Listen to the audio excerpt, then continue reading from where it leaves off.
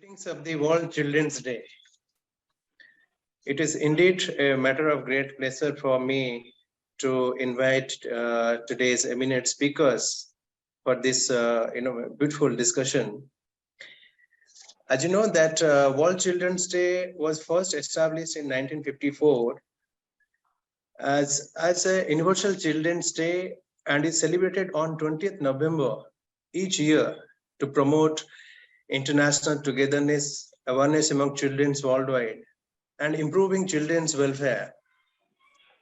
It was in 1959, the United Nations General Assembly, UN General Assembly adopted the Declaration of the Rights of the Child. And November 20th, 1989, the UN General Assembly also adopted the Convention of the Rights of the Child. And since 1990, World Children's Day also marks the anniversary of that date. The UN General Assembly adopted both the Declaration and the Convention on Children's Rights. So, objective of this World Children's Day offers each of us an inspirational entry point to advocate, promote, and celebrate children's rights, translating into dialogues and create a platform so that they can express their inner creativity and to live a better life. As you know that SriAurobindo Society is one of the international spiritual and cultural organizations, and it has been recognized by the government of India as the one of the institution of national importance, and it has more than 300 branches, and it is working in many areas, starting from education, culture, healthcare, and so many areas. SriAurobindo Society organizes programs that seeks to bring dynamic spirituality into material life and its activities. And on the eve of this completion of the 75th years of India's independence and 158th birth anniversary of SriAurobindo, the Society started many projects. And this Bal Samskriti towards creativity and integral development is one of that initiatives.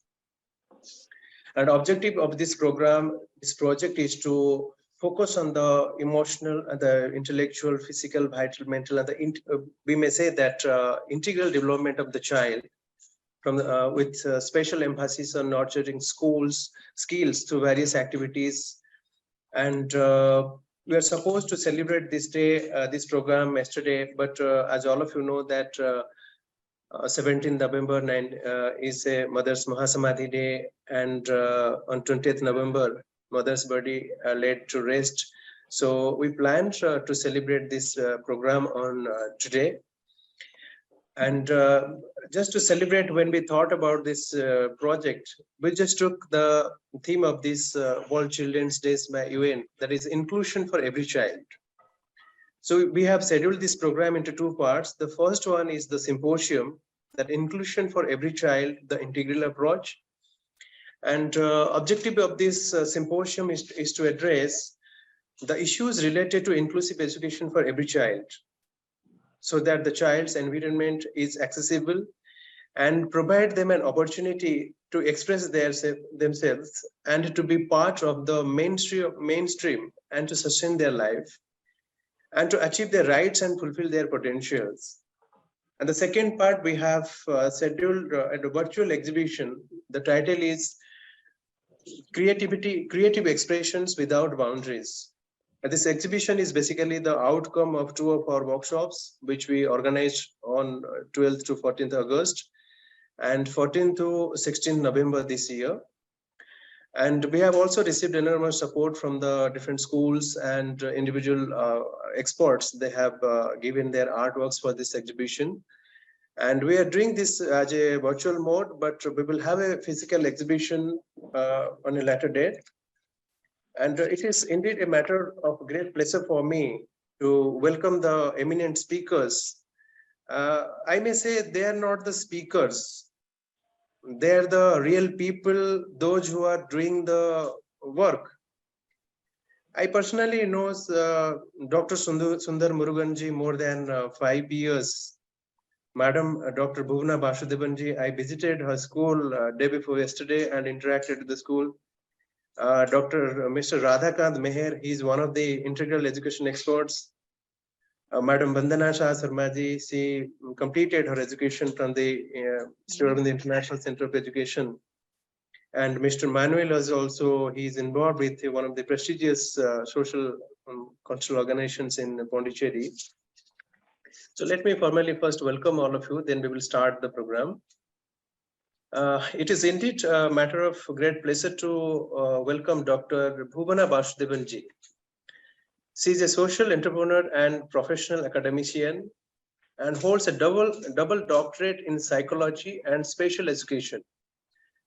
And brings with her a proven track record of success in the field of special education and learning disabilities since 1995. She had successfully coached and mainstreamed more than 6,000 students over 25 years.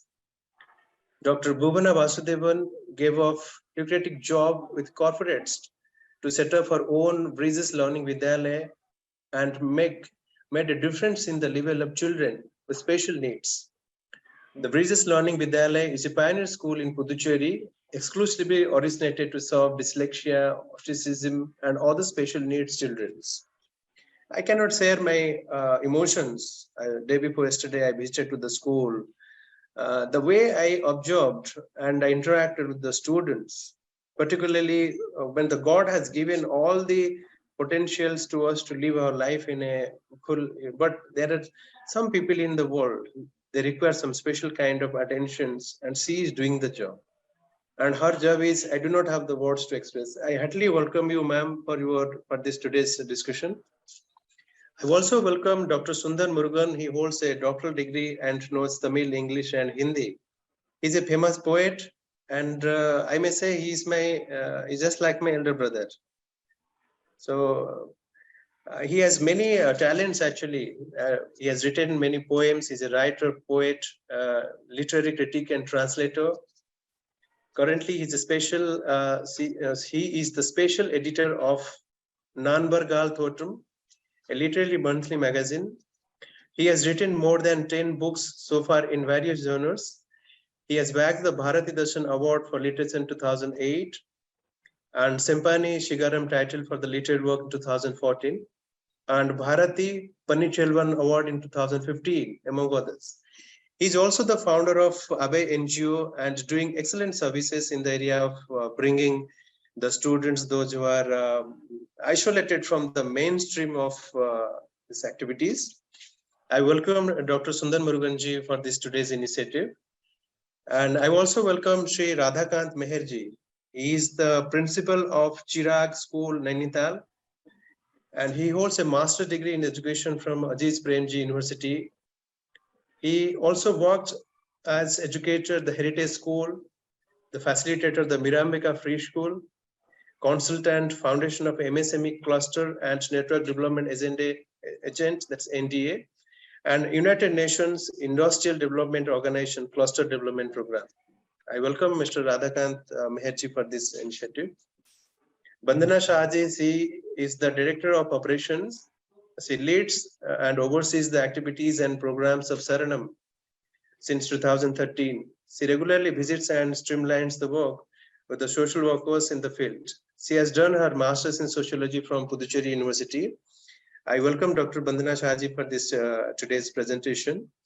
And we are also very happy to welcome Mr. Manuel Theremant. He is basically a child protection officer, an art therapist, and intermodal expressive arts practitioner at Saranam, the socio-cultural community. He has been working as a special worker for 14 years, particularly with children through the medium of art therapy. He has also headed the shelter program at Sarana and has seen first and the difficulties that trouble the children's face.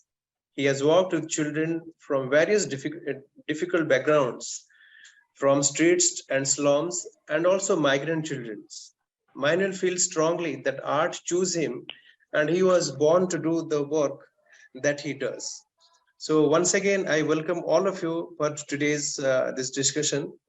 Might be it is a group of people like 10, 15 people. We are celebrating the kingdom of the world, children's, that is the World Children's Day.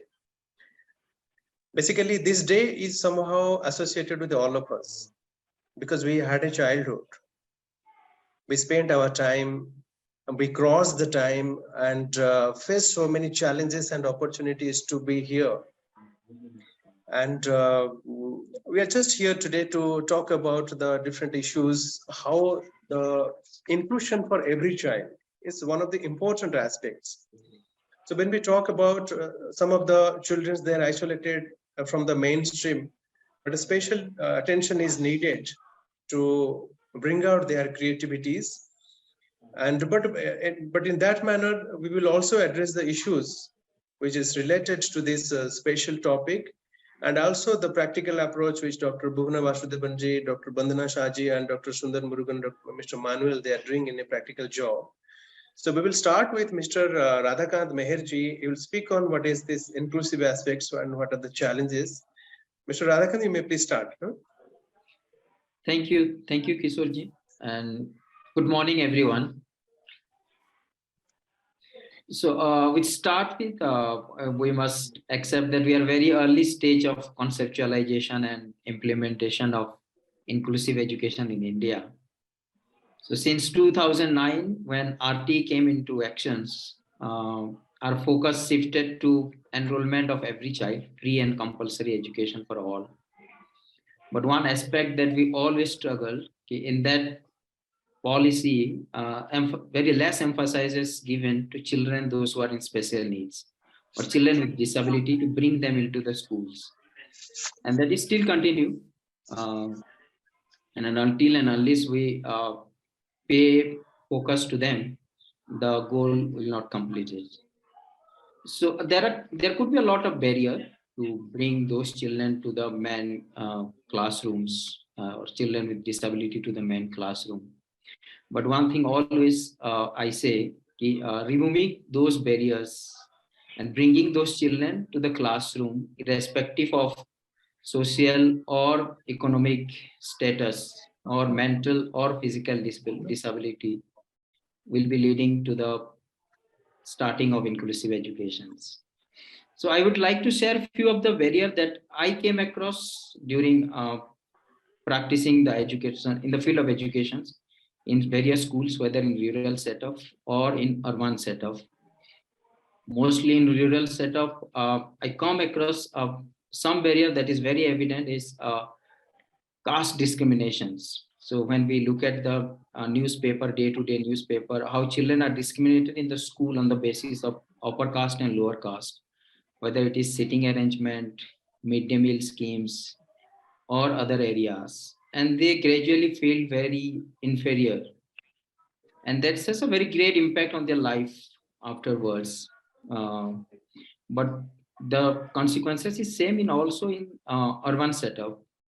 So because of this RT Act, there's a provision where all the elite school or good schools has to take 25% of children from socially and economically disadvantaged background. And when we look at the school setup in an elite school, the atmosphere, the people, the resources are designed in such a way that it suits to children coming from a good background, elite background. And when this 25% of children come to the schools, they find very, very isolated because they can't get adjusted to that atmosphere and environment. And gradually many schools started making a different setup for them. The setup is made with good intentions that these children will grow, learn faster, but it creates a two system in same schools. One setup is for children those are coming from good background. One setup is for children those are coming from disadvantaged background. And this is a great barrier to make the classroom inclusive or practice inclusion in the classroom actually. So both in rural and urban setup, there are a separate challenge for children who are coming from different background or diverse background to maintain inclusion in the schools. Second thing, a normal things I see in my school, also in different schools, the way we use our pedagogy to teach children actually. So the pedagogy has been designed in such a way that it mostly addresses the majority of children. So in a classroom, as a variety of children, diverse group of children, they have different learning styles, different way of looking at things. But normally when I see the pedagogy nowadays is morely addressed to children, auditory learner or visual learners. And normally children with kinesthetic learner, they get separated from the group because there are very less scope for learning by doing.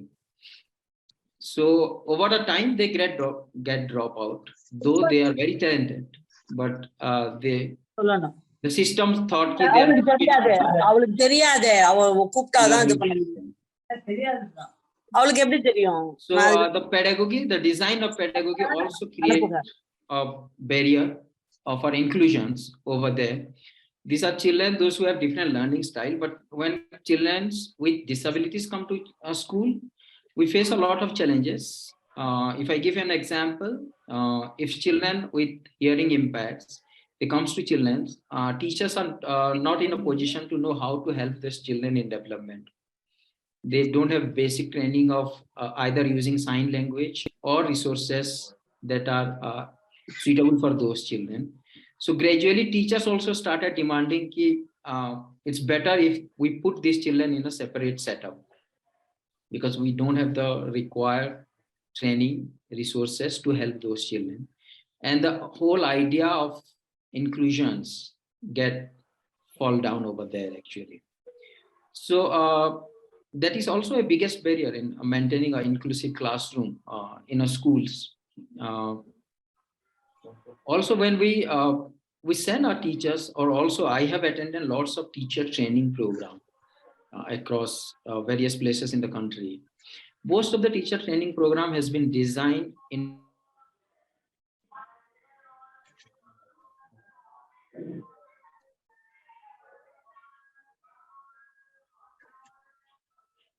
The sound is too.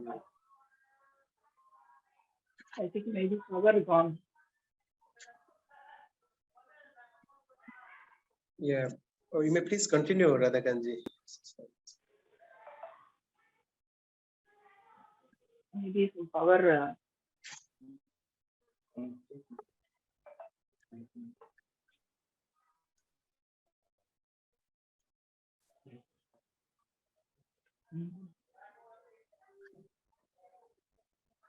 Yes, yes, please. sorry, Please continue. Yeah. electricity problem. So very less emphasis has been put up that teacher has to be trained to deal with all the variety of children or children with special needs, children with different learners. So the curriculum of teacher training has been designed mostly cater to the need of majority of children. And because of those kind of teacher training, teachers are always feel helpless in a classroom setup. So I always think it's a time to design a teacher training in such a way that teacher can address or handle all kind of children in an inclusive classroom. And that is a big barrier to maintain an inclusive classroom or atmosphere in the schools. Most of the time when the culture we set up in our schools, also a biggest barrier. So when I go to sports ground normally, and the sports has been designed in such a way, it's always motivate competitions, competitive spirit in children. So when they divide a team, they always prefer children with good physical capacities and abilities. And children, those who have disabilities and physical level or lack some physical abilities, they feel isolated in the game field because all the teams need strong player to win the game actually. And that culture of competitions and that culture of winning, losing in the field of games always become very barrier for inclusive practices. Also that isolation leads to decline of self-confidence in lots of children.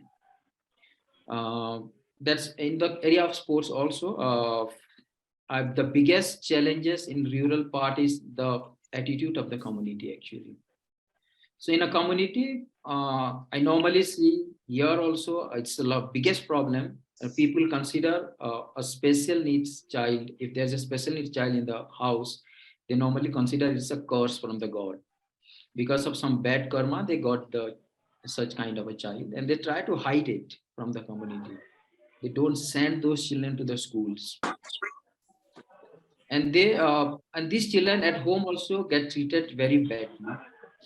There are some places where they get acceptance, but in most of the rural places, they are not accepted in the society. And that attitude actually create the biggest barrier to bring those children to the mainstream school system.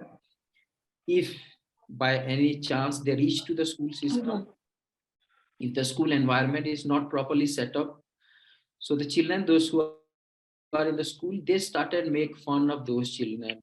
So if a child is struggling with speech, when the child recites something or tell something or share some things, children started make fun of it or started laughing of it, and it's create a isolation for those children.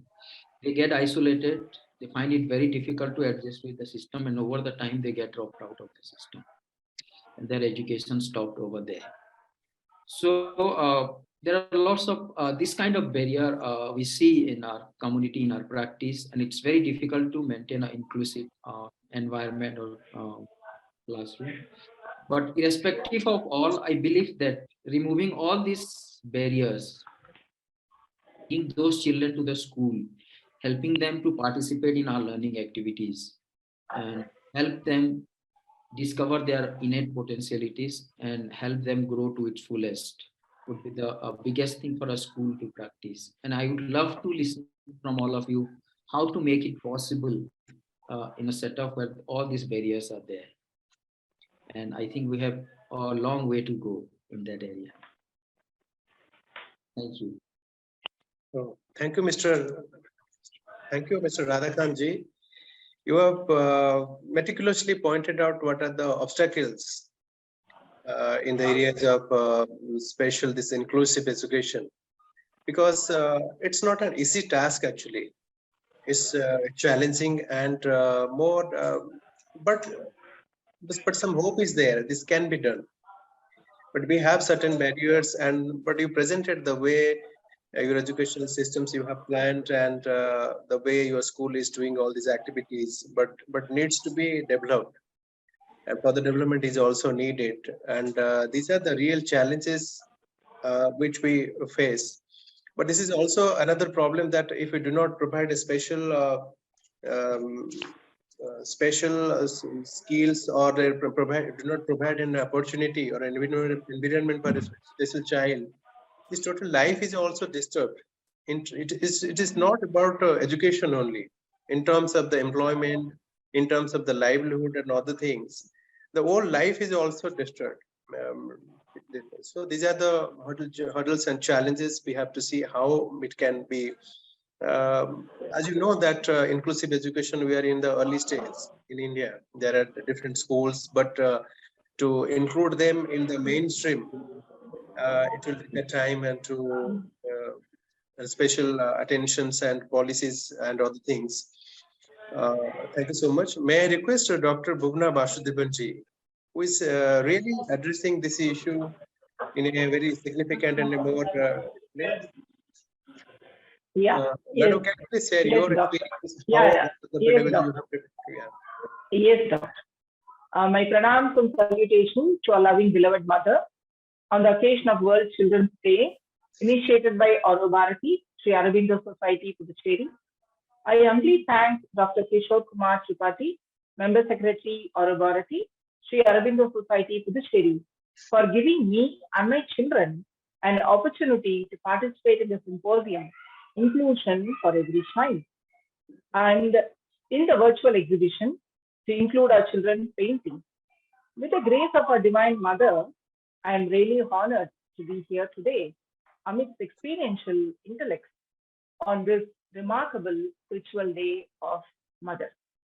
A very warm welcome to everybody for joining us. I am going to talk about the topic inclusion, which is very close to my heart. I have been serving in the field of inclusive education over 25 plus years, having remediated 6,000 plus students.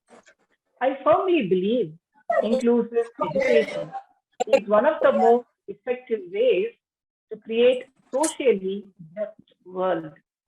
Without much ado, I will move on to the core topic, inclusion.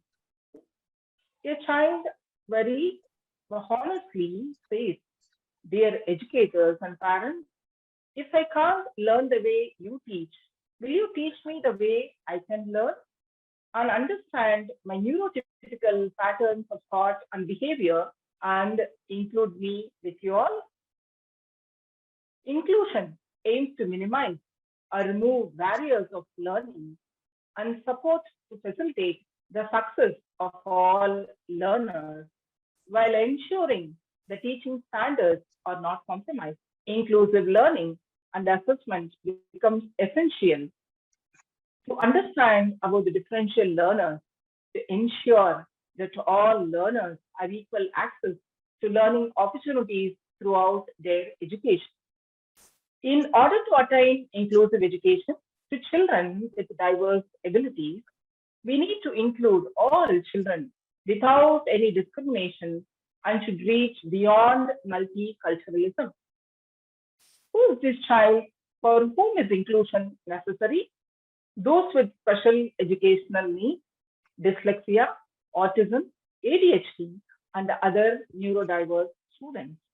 Those with disabilities, physically challenged, visually challenged, cerebral palsy, and other related disorders.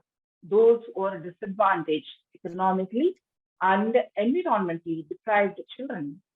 Those with different learning styles, that is, we call as VACT, visual, auditory, kinesthetic, tactile, and those who learn differently through their different sensory organization, that is through proprioceptive and vestibular movement, and those who have different abilities, that is beyond classroom education and structured syllabus, that is we call them as gifted children, and the child who already has lot of abilities and multiple intelligence within them, we call them as child prodigy. And when taking into consideration all these differential learners with different learning styles, it is essential to recognize and include all learners without exception, enabling each individual learner, irrespective of their disability and ability, to reach their full potential through participation, not only in the curriculum, but also in extracurricular activities. Children in early years, within 24 months, should be supported to explore and develop acquisition of learning new skills at their own pace. The newborn, from an immature, crying, horizontal entity, develops into walking, running, talking, 2-year-old who can establish relationships with others and take, yeah, 1 minute, there is a kind of disturbance here, and take decisions. The brain is at the center of this evolution. 80% of the brain development occurs immediately after birth until 3 years.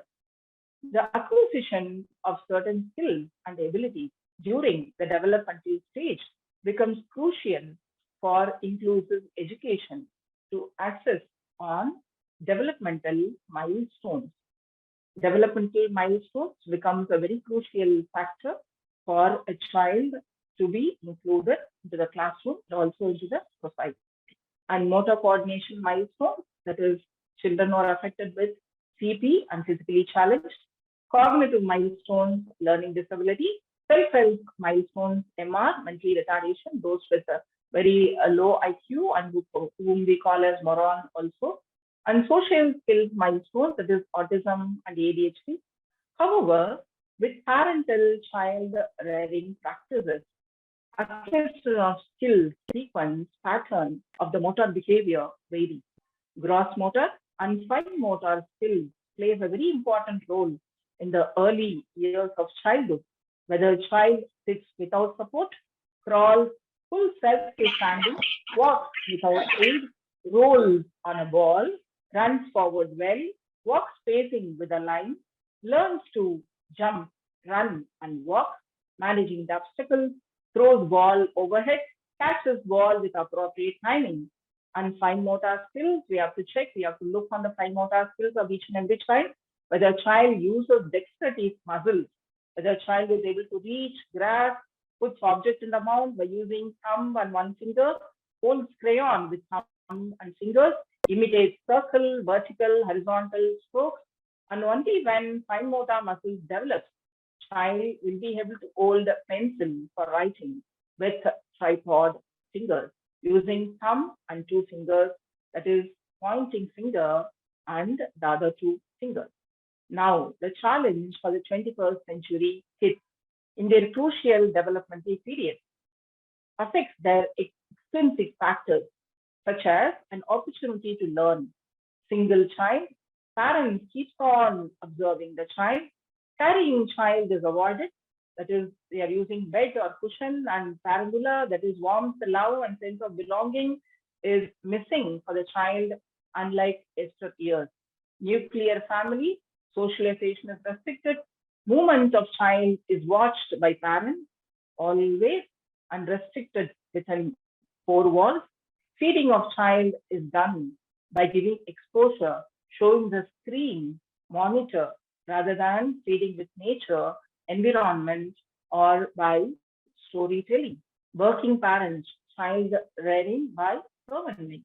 Exposure towards social media, modeling parents and society under stress, because we are all dealing with stressful society.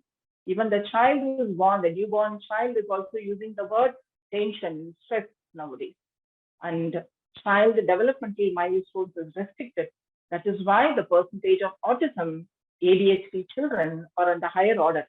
Information processing disorder and central executive functioning affects motor coordination, cognition, that is the need, thinking, reasoning, problem solution, that is how do they solve the problem, and then language expression or receptive abilities, social interaction, and adaptiveness.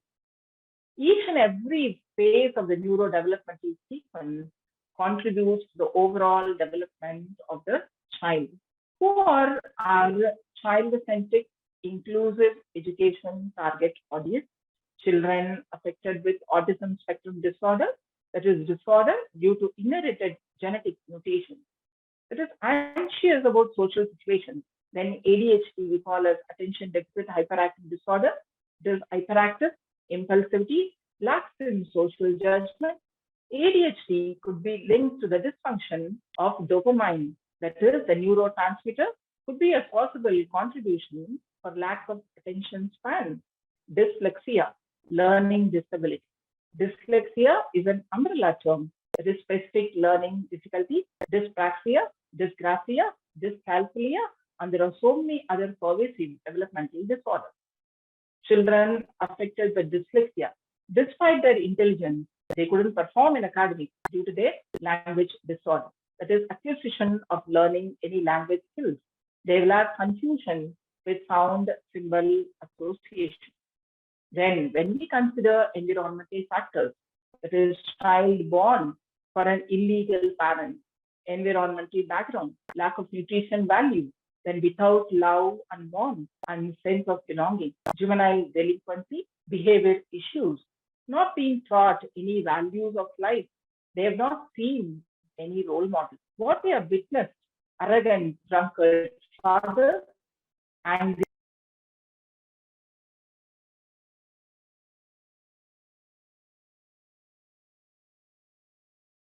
Madam, please unmute yourself.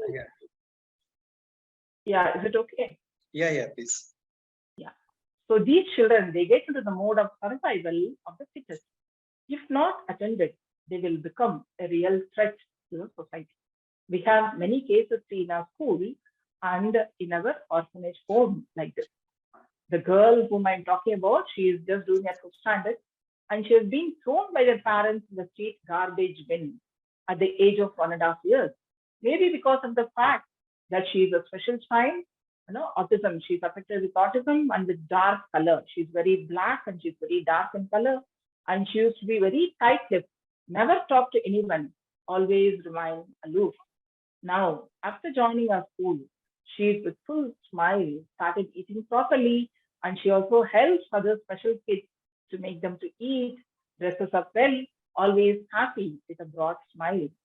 And there are 4 small girls who were kept in the observation home of age 13 to 15 years. They were molested. They were shocked, no one to help them, as their own families were the culprits of such incorrigible behavior for the sake of money. And a boy of 12-year-old who eloped from Pondicherry. And he just took a bus and he just went off to Kanyakumari. He didn't even know to read what is the bus, where is the bus going, nothing. He just got into some bus and he just got off at Kanyakumari as he was not able to study. No one understood his disability, neither his parents, tuition teacher, or teachers. He did not know where he is going also. Just like that, he just got into the bus and he just went because he's so much frustrated with his parents' approach and also with the society. He was in the streets begging for food and money. And imagine this boy is from a very rich and affluent family. Then they came to the rescue of police, and then the boy was brought to us, and then we taught him, we learned, we made an assessment that the boy is suffering from learning disability. We helped him because he is already 13-year-old. He doesn't know to study ABCD or Kanga Changa. He doesn't know any word. So that's why the boy is so much frustrated. We understood him. We made him to do art therapy. We gave him a lot of therapies and then made him to include education. Now the boy has also completed 12th standard. A boy in 12th standard from an affluent family. He lost his parents in the car accident. He did not get support at school as he was absenting and went into depression. Thankfully, he landed at Bridges. Now he has completed his school education. By taking all the various aspects of the sequence into consideration, developing a personalized intervention plan for children becomes a planning guide. That is, we call as IEP, Individualized Educational Program, as each and every child is unique towards integral development. Thus, inclusion of every child becomes possible as all our children are the center of the universe. And for the futuristic growth of our country beyond boundaries and cultural barriers. And the parents, what is it that they have to see, parents and educators? Whatever play, play activity is very important in order to develop their executive functioning. And the play should be self-directed, self-regulated, because we must allow our children to develop at their own pace with their experiential learning. So this is what is very important. Parents and educators looking into the performance, like how the child is studying, what is his marks, and how is he behaving and everything. But what is the process? We're missing to the process. We are getting to the performance. We have to get into the process. In order to get into the process, we have to think of 3 E's, which is very important. That is whether a child is having enthusiasm, effort, and efficiency in reaching the goal, the process, whether the child is able to get into the process in order to get into the performance, whatever the parents and society is expecting from each and every child. Yeah, thank you so much for this opportunity given. Maybe, further, someone else can also expand on whatever I've just spoken and whatever I've just given my views. Thank you all so much.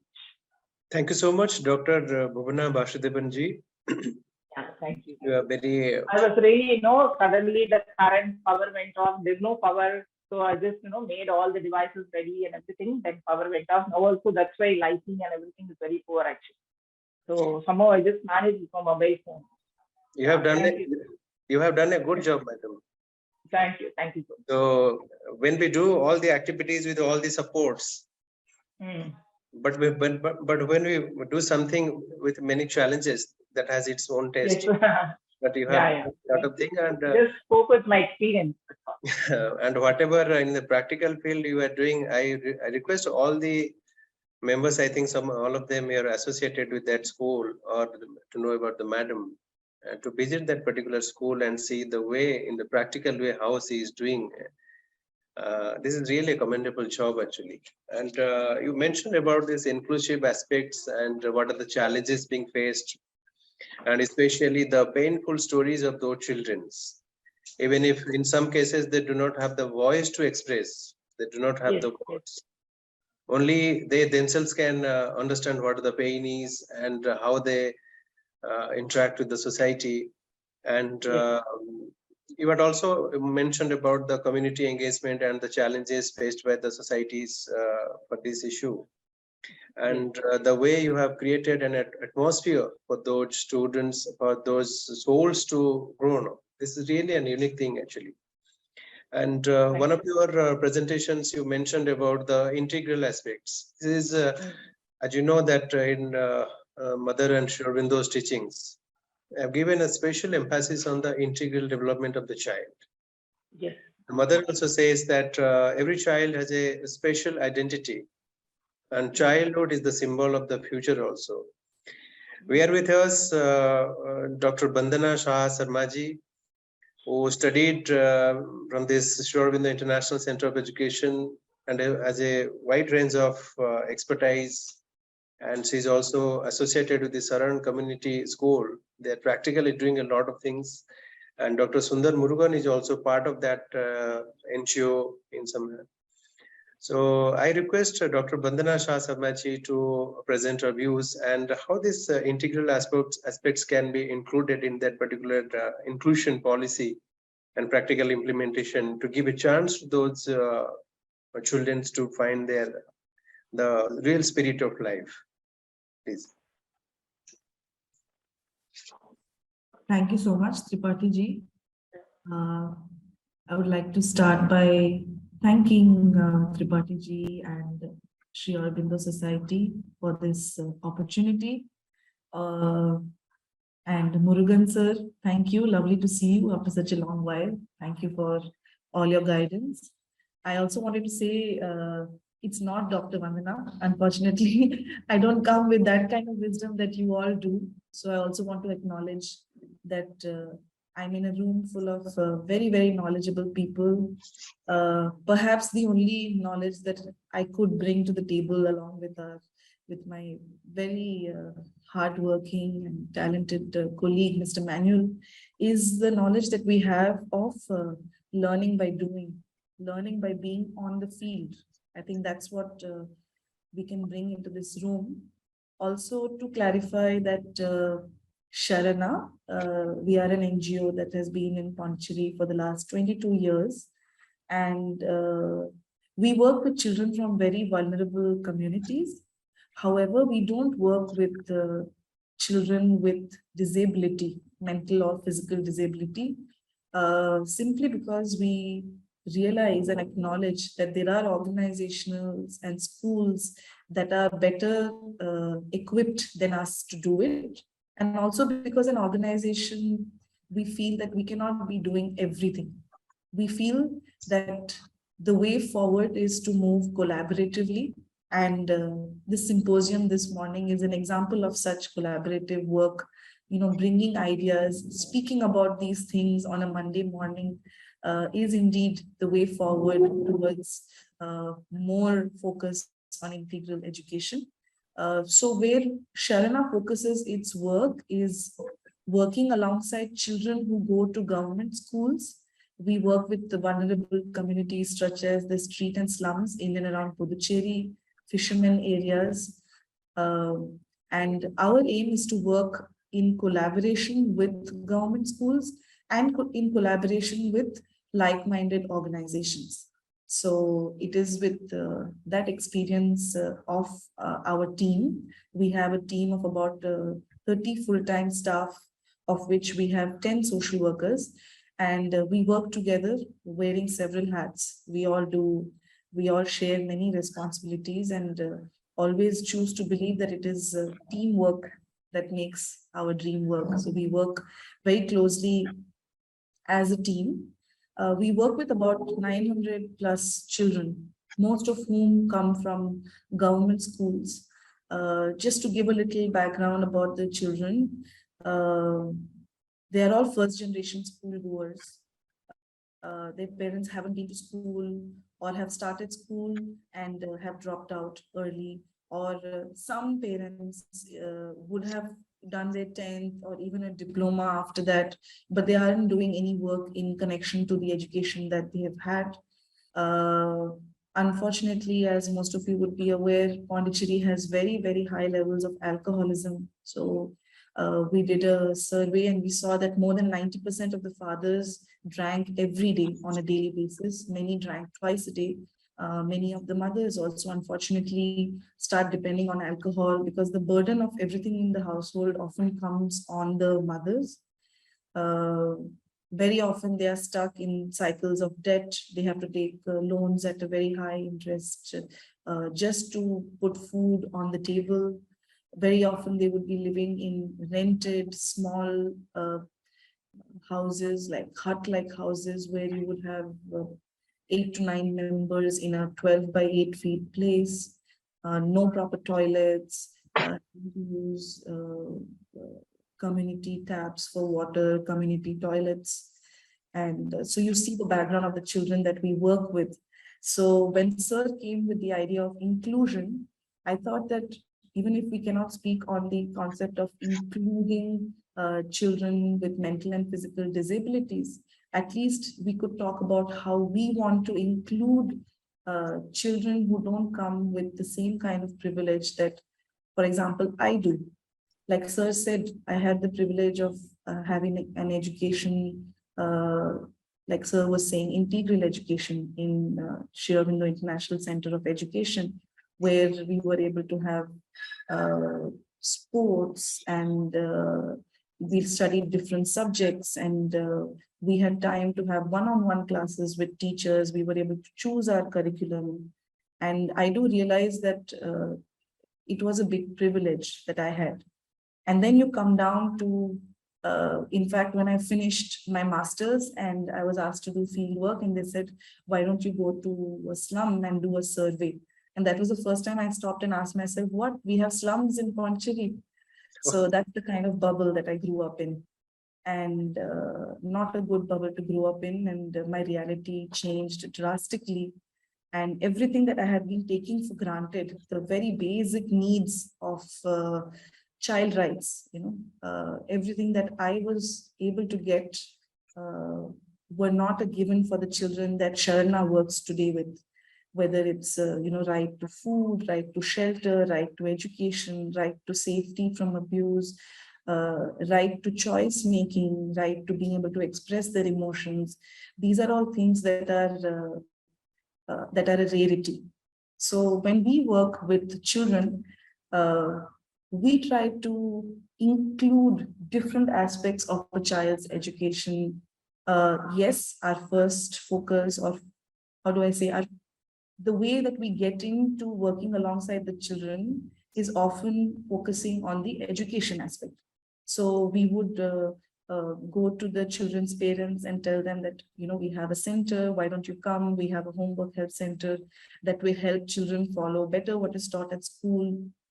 And that's how we get in connection with the families. But as soon as the child is within our programs, we work as holistically as we can. So we focus on the education aspect, yes, because these are first generation school goers, they have no support at home, nobody who can help them with the homework. Very often they go to school, but they're not following what is taught. So when they come to Sharana in the tuition center, we have specialized teachers who can help them follow what is taught at school, so that when they go back the next day, they have an idea of what the teacher will be taking up from, or which chapter she will be or he will be starting from. The other thing that we do when a child comes here is we give them access to positive role models. Very often they don't have this, unfortunately, in their family lives. They don't have people who are positive influences in their life. So we try, and that's something that goes a long way. We have social workers who make sure that in terms of their social well-being, that they are doing well at home through outreach and family visits. And something that really requires a mention is we make sure that the children are well fed when they come, because something as basic as food, and that's something very sensitive that people don't want to talk about, is how can we expect a child to grow or develop in a rounded manner if the child is hungry? So we make sure that these basic needs are taken care of. And in our own way, we try to see a child's development in a holistic manner. So we want the child's mind to develop, we want the child's emotions to develop, we want the child's body to develop. And through our own limited way, through our cultural programs and other such activities, we also want the child to grow culturally or spiritually. So another thing that I would like to bring forward is we are in a post-COVID era, in a post-COVID time where somehow the access and opportunity that children from government schools have dropped drastically. You know, as many of us are aware, the government tried through various ways to support, like most of the families that we work with are red ration card holders, and through support, whether it was through provision, distribution, whether it was through other such things. However, the children that we work alongside almost went for 2 years without any formal schooling. And that is often a path with no return ticket, because if these children drop out from school, the chances of them coming back to mainstream schooling are very slight. So we worked very closely with these children, and we started a digital empowerment program where the children from government schools were able to come, and in the following the COVID protocol, we continued the government school curriculum that the children would have studied had they been going to school. So that by the time the school started, the children were at a level that they would have been if they had been going to school regularly. Now, if you look at it from outside, the program is just about making sure that the educational needs of the children were taken care of. But we were actually trying to look at this problem from many different angles. One is the messaging that came with COVID. No? We were telling children, stay away from each other, keep social distance. And that itself was something that can be quite detrimental to the growth of the children, because children grow as individuals, but they also grow as when they come in contact with other children, they have, their emotional growth happens during that time.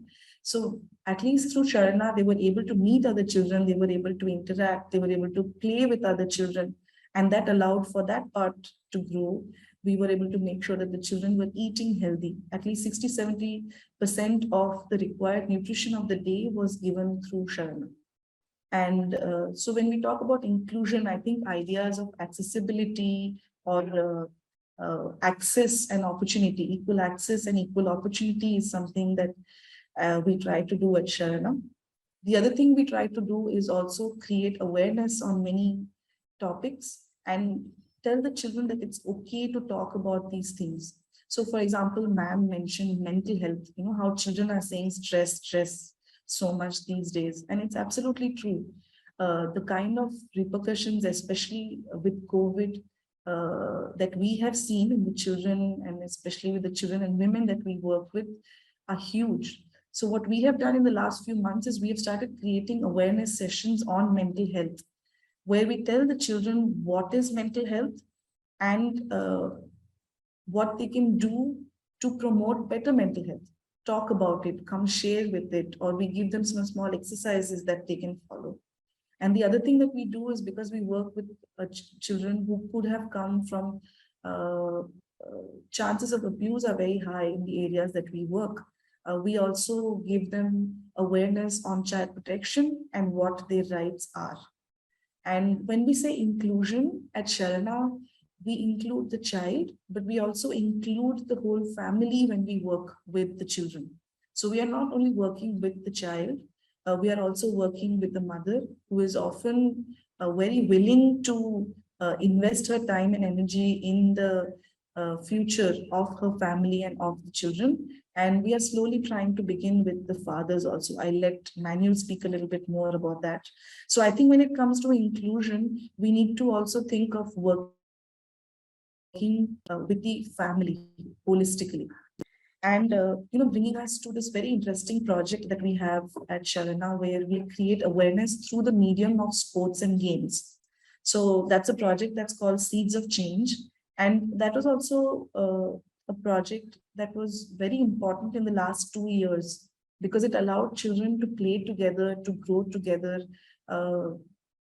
Sir had once said, I think Radhakanji said that, when there are children who are less strong than others, they'll always be chosen last. So for us, when children come and play in this project, yes, it is about creating awareness through the medium of sports, but it's also about allowing girls and boys to play together. It's about giving a messaging to the parents that playing is as important as education. And it's also in our own way telling the children that, yes, winning is important, but through regular games, we should also try to play the best of our capacity. And, somehow this wanting to win can somehow change to want to aspire to be better, and how I can bring my best to the team. So one of the rules that we had once changed, we saw that there was a community where the boys would never choose the girls in their team. And the boys would just choose each other, and then the girls were just an extra, and they would never pass the ball to the girls. So one of the interesting things that we did is we said that every time you pass the ball to a girl, you get 2 points. And every time you pass just to the boys, one after the other, you get a -1. So this kind of method forced them to, initially it was a force, because if you want plus points, okay, you have to play with the girls. And that was kind of a starting point. And then once they involved the girls and they saw that the girls were team players, that they played very well. Of course, now when we go back to that community, very often girls are also chosen as captains. So this is just a small example of how, making small changes can go a very long way. And we had cases where the mothers didn't allow the girls to come once they came of menstruating age, or once they became more than 10, 11 years old, they said, no, the girls will become very dark, then nobody will marry them. Or if men in my community see girls playing, they will think that they are cheap girls, that, they are girls who don't have respect for their own body. So it has its own challenges, but very proud to say that at Sharana, we tried to look at all the aspects. At least we are trying to look at different aspects of a child's growth and of a family's growth. And one of the things about this project, and I'd like to end with this point, the project aims to create awareness. And the project aims to give access to physical exercise and everything, all the good points that come with it. But we also believe that with this project, we can choose, or we can help children grow into leaders of tomorrow and change makers of tomorrow. And I think these children who already are actually much more resilient than we are, they show up with a smile, even though they have such difficult lives back at home. I think these children need to have a platform where they can be encouraged and groomed into the leaders that they know they can become. Yeah, thank you so much for your ears, and thank you so much.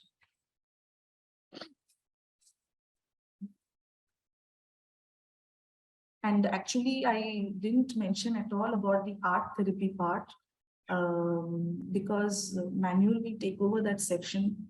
One of the things that need a lot of development, vital development, emotional development, because children grow up in Indian families being asked to be a certain way. In schools, they are asked to give specific answers, yes or no.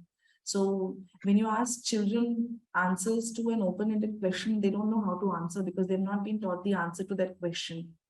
And they're also never encouraged to express their emotions. They don't know how. If you ask them how you're feeling, they'll just be able to say good or bad. So initially, it was very, very difficult. But we've realized that we have to have emotional development exercise. We have to have a program where we are able to give children access to be able to know their emotions and to be able to express their emotions.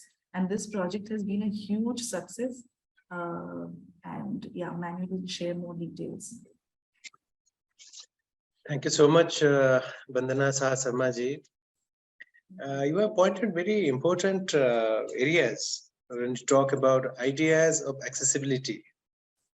or ideas of equal opportunity and this creating the awareness. And more especially the community engagement. It's not about the children, those who have developmental disabilities. So like the way your institution is doing or whatever methodology people have developed, like to engage the children with their families and the parents, and to give them a chance as far as the integral aspect is concerned, the holistic approach, or creating an opportunity to realize their dreams. This is really one of the important factors. And you have been pointed out very important points on holistic development, whatever your institution is doing. This is really, thank you so much for your ideas. Thank you. And now I request Dr. Sundar Muruganji. I can understand what a difficult time for you, because you are in the office, the files are moving here and there, and I can understand. But we are very much grateful to you for accepting, sparing your valuable time. So please share my sincere thanks to the senior officials for allowing you in such an official time. And as I mentioned, he's a very diverse kind of personality, and most of the times he's engaged with the communities, doing a lot of things. So may I request to kindly share your views on this specific topic, please. Thank you so much, Tripathy ji. At the outset, I would like to thank Tripathy ji for having given an opportunity to take part in this program. Just to interrupt, sorry to interrupt, that is the sound, voice is not clear. Can you please? The voice is not clear. Yeah. The voice is not clear. Yeah, now it's somewhat clear. Okay.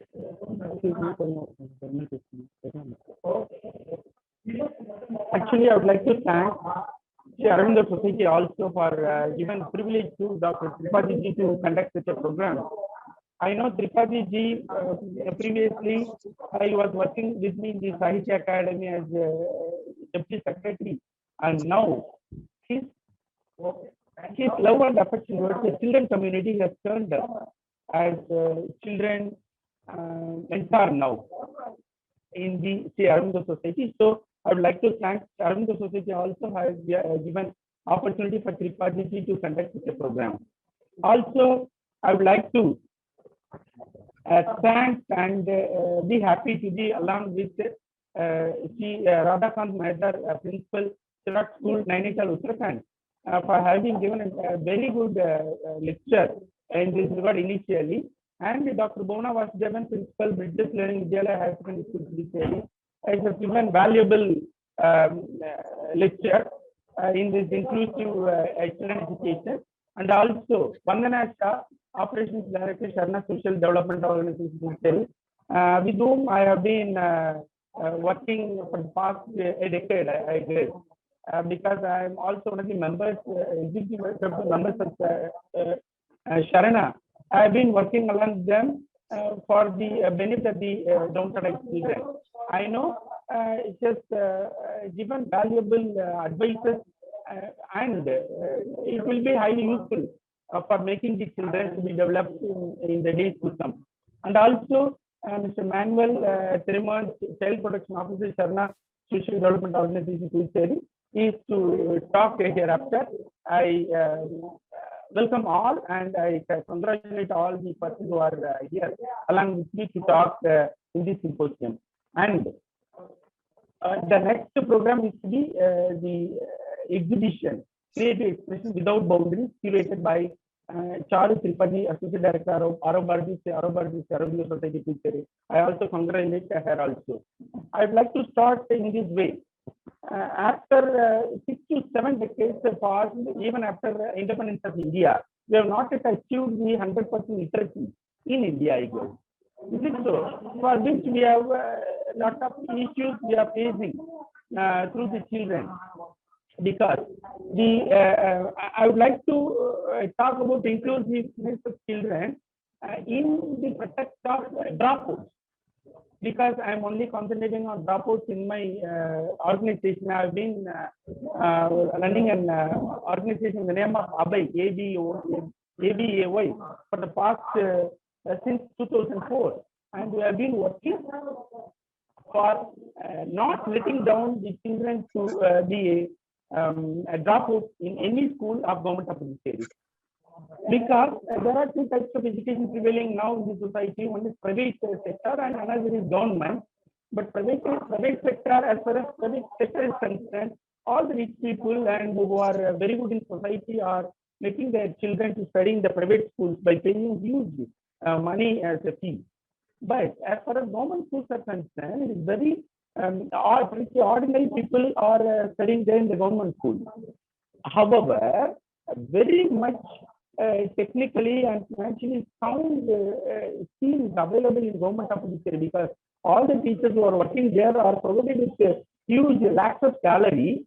But whereas in private sector, it is very less salary being given to them. However, they are concentrating on their children, students, because of their pressure by their correspondent or by the principal themselves. Here in government sector, even though the teachers are provided with good salary, and there is no proper inspection authorities doing inspection of their controlling the teachers to concentrate on their teaching ability to the children. This is a contrast between the private and public. We are the ABHI NGO is concentrating only on the students who are studying in the government school. Actually, I would like to mention at this juncture that in India, the whole, the primary education dropouts in India, national level, 4.82 something percentage in the national level as per 2015-16 enumeration. Actually, in the overall condition side, but if you take Andhra Pradesh, it is double. Rajasthan, it is 40% in such a way. As far as higher secondary studies are concerned, the dropout percentage is 18% around. So, if a person, if a boy or a girl joins the primary school in the for first standard in the school, the 100% admission is there, but only 3% of the people are completing their master degree. 100% are joining in LKG or first standard, only 3% are completing their master degree in India, in total. So the dropout comes at the primary level and the higher secondary level and the degree level and master degree level. In such a way, we are working for stopping the dropout.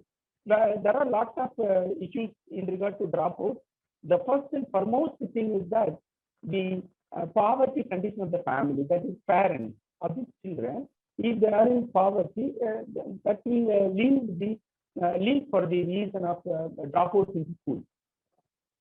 In primary itself, that is the first and foremost condition. Second is that due to school environment, the dropouts are more.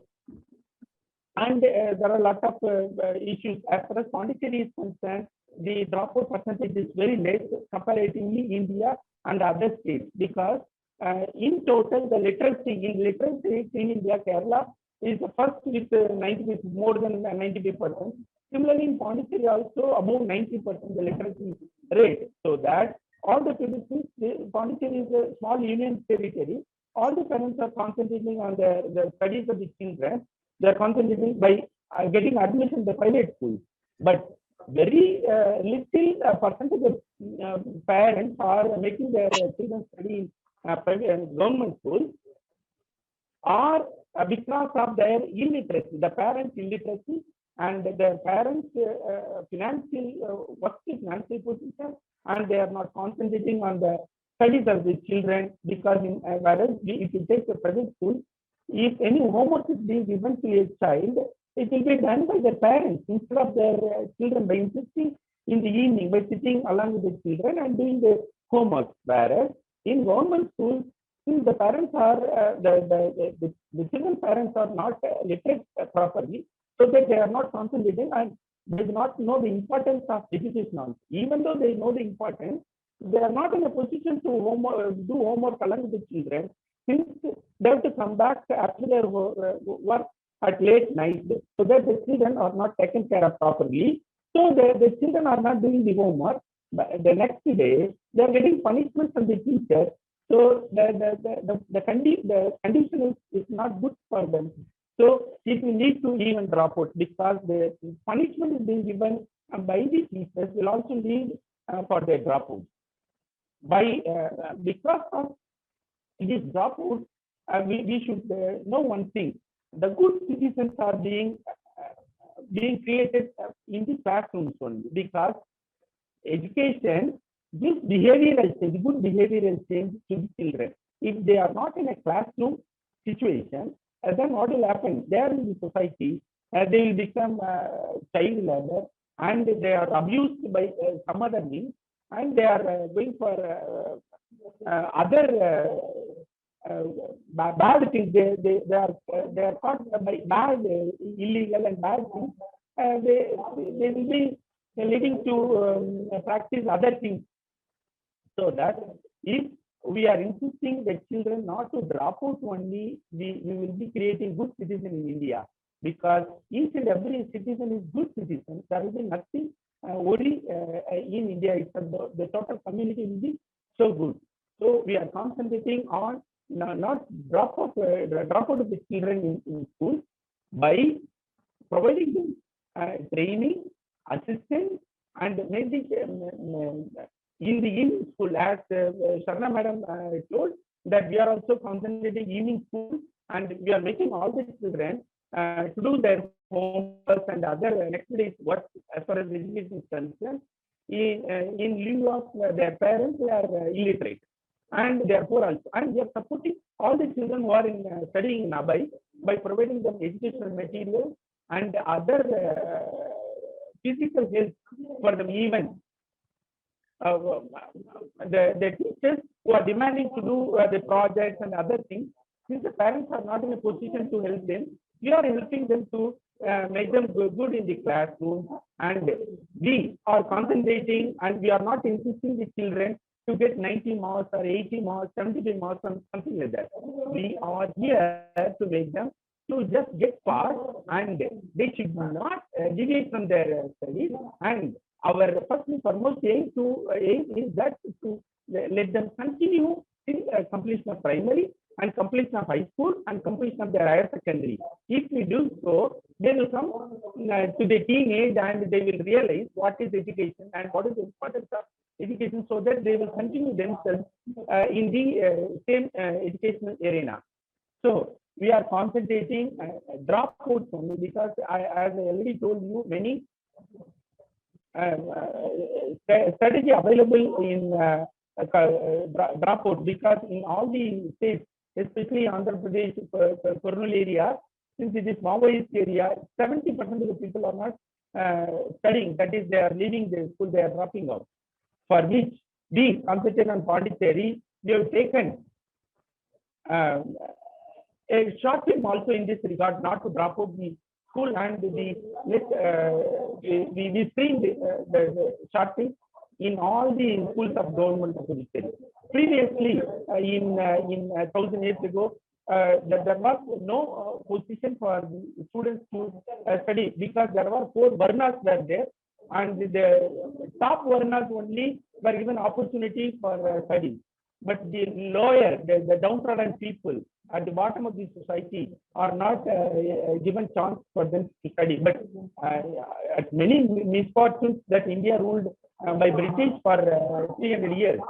But in 1835, Macaulay education came, in which all the no varnas are followed. All the students, all the people are equal before education, and all the people, even the downtrodden people, were also given equal opportunity for their studies from school. Previously, it was not prevailing there, but now, even though they are given opportunities, illiteracy of the parents and their downtroddenness, that is poverty of the parents, and they do not know the importance of education of the education, and the parents are not concentrating on the studies of the children, their children.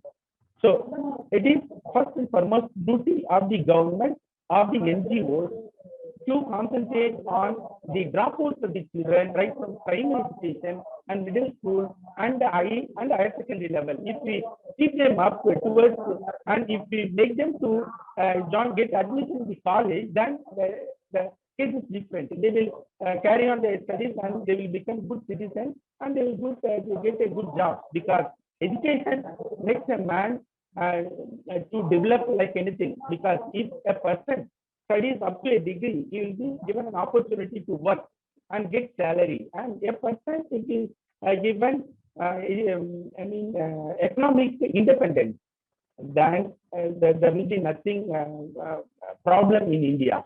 So we have to, it is our duty to concentrate on dropouts, and we are ABHI, NGO is working on dropouts, and as far as for the past 1.5 decades, more than 15 years, we have been working towards it, and there is no single dropout in our area since we are functioning ABHI NGO there, and we are, even though some dropout is there, we go personally to their parents, and we increase the importance of education and make them re-entry in the school. And we are also talking to the school authorities to readmit them, even though they have not they have accessed for some few days.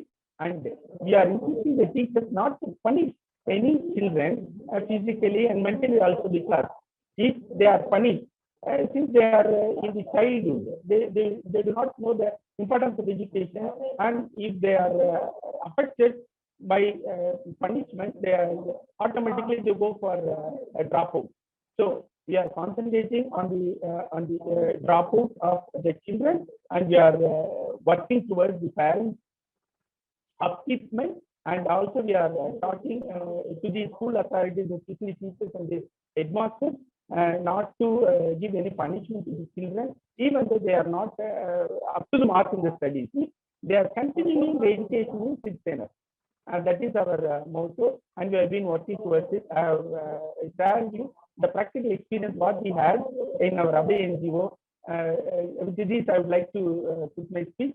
Thank you so much for having given an opportunity, especially Tripathy and SriAurobindo Society. Thank you so much.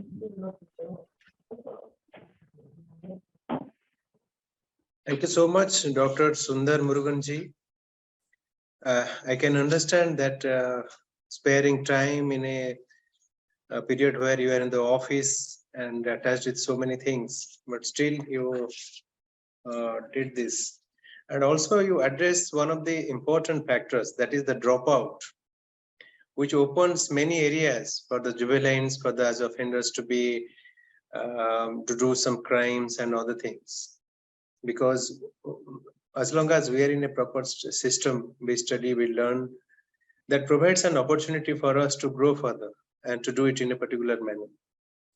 But once we drop out from the system, it is too difficult to be associated with the mainstream. Sorry. And it is good to learn actually from your activities through your NGO and your personal initiatives. Your organization has created an opportunity for those students to creating a kind of awareness for them. And also you mentioned about the problems of the dropout, like poverty, the illiteracy of the parents, so many things that are the real cause to this. The sense of awareness and to provide an accessibility to the system can provide an opportunity to those students. These are really the practical works, because the policies and the other initiatives are only the role models, but in the practical implementation, we have the challenges as well as the opportunities.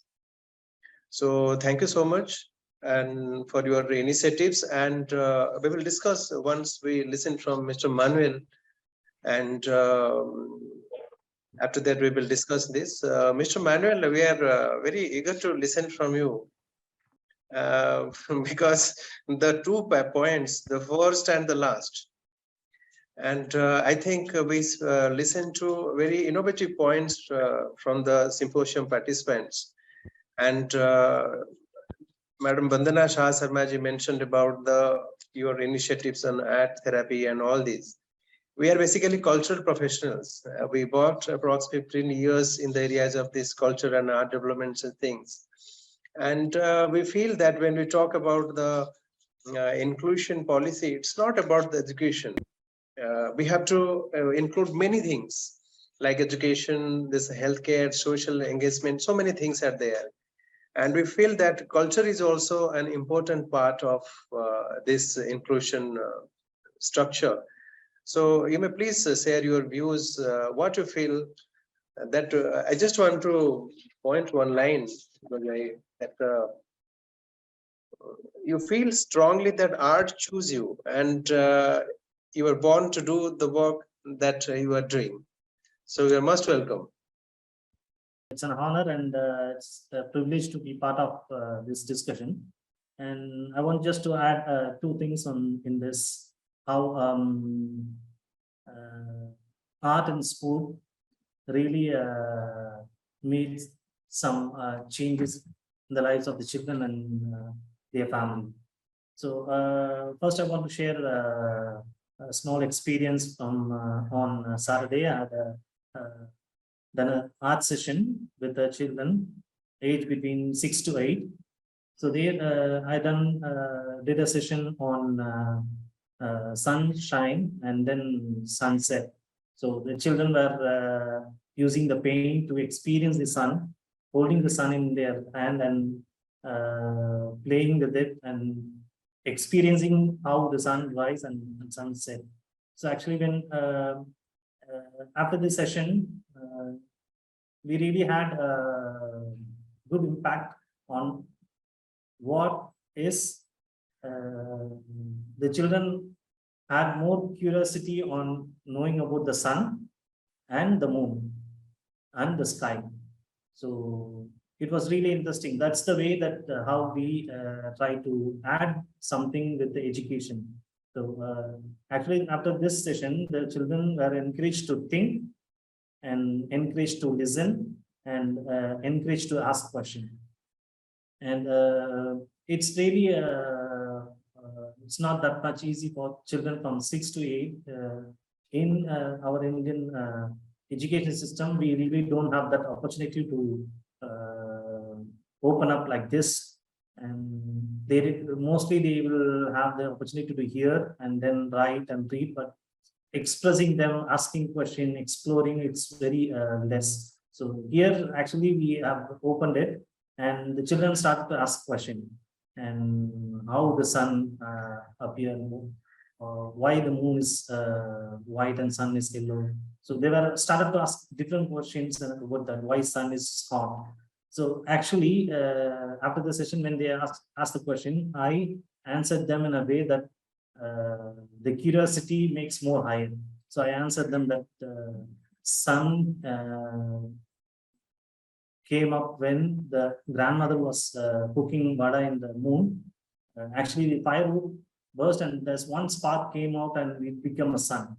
So they were, no, this is not true. The sun is big and spark. They were a curiosity, and I said, yes, that's true. You're going to have all the answers when you go to your classroom. So, and same thing, why the sun is hot and then moon is cold? Because the grandmother is always sitting on the moon. So she makes sure that the moon is cold so that she is more comfortable sitting on the moon.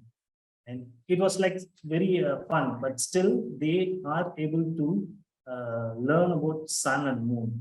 And they were very curious to ask this question to their teachers or their parents or something, because maybe a boy or a girl from 14 years old might be more open to ask this question to someone, but not the children who from 6 years old or to 8 years old. So this is how the art really helps. This is how the creativity helps in the children to learn. And also I want to share another one. It's about discrimination. So in 2018, we got an opportunity to work with the tribe community. It's around 25 kilometers from Pondicherry, and actually it's in TN Paling. we had a great opportunity by Dr. Kiran Bedi to work on government schools, and we have visited a government school in TN Palayam, and they, in the government school, actually, we saw some of the children were sitting in a different places. So some were sitting on the bench and some were sitting on the floor, even though there was some space in the bench, but they were sitting down and they looked in a different way. They don't really look like a normal child. Some were wearing school shirt, but some were not wearing the school shirt and they were in a different shirt and they were not home well. So we saw this children and asked about children on the children with the teachers and the school headmasters, and we came to know that these children are coming from a tribe community, so Birla community, and they don't really dress well, and they don't really participate in the school well, and they don't communicate well with the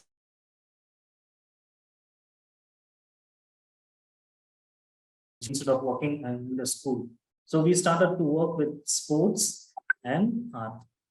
So this actually the education, yes, we need to really help the children to have more confidence to do their education, but we also need to make sure the children that they have to take that confidence in them to continue their education. So actually art and sports really helped it. So we started to do sports with the children, and we started to do some art with the children, and we haven't created an awareness on them, that talking about their dress or their hygiene or how to behave or how to be clean or how to importance of education, but we indirectly made the children to realize what's behavior, what's the life, what's the hygiene, and we really made them to experience that through art and sports. So after 4 years or 4 years, we got the feedback from the school and teachers and the headmasters that children have started to wear nice uniform, they are clean, they are coming to school regularly, and they are having a good hygiene.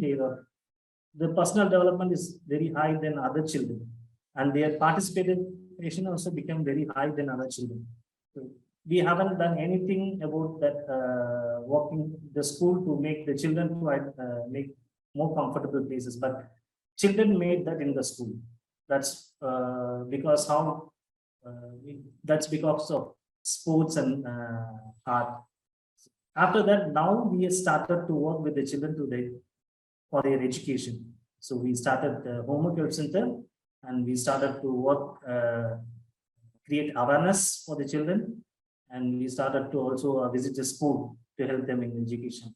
So this is how really creativity helps the children to explore them, and it really this art it's language which speaks in their own. So when it really helps to communicate with them in their own language. So it's not from a different person, it comes from their own. So it makes really a long-term impact, and it stays with them forever. So that's what I really want to add with this. About the fathers, yes, there was a few things I will say that it was my dream to work with men, and it's more easy to work with children and women, but men, it was very, very, very difficult, as we are now. And from this year, I've started to work with men through art. So first I lied to the men that we are going to have a meeting for 15 minutes, and then I invited them. So they came, and after when they reached the room, and I said, we are going to have a small art session. They were surprised, and then they were angry, but still they said, okay, let's see what happens. And they started. And actually, I would say that they are more expressive.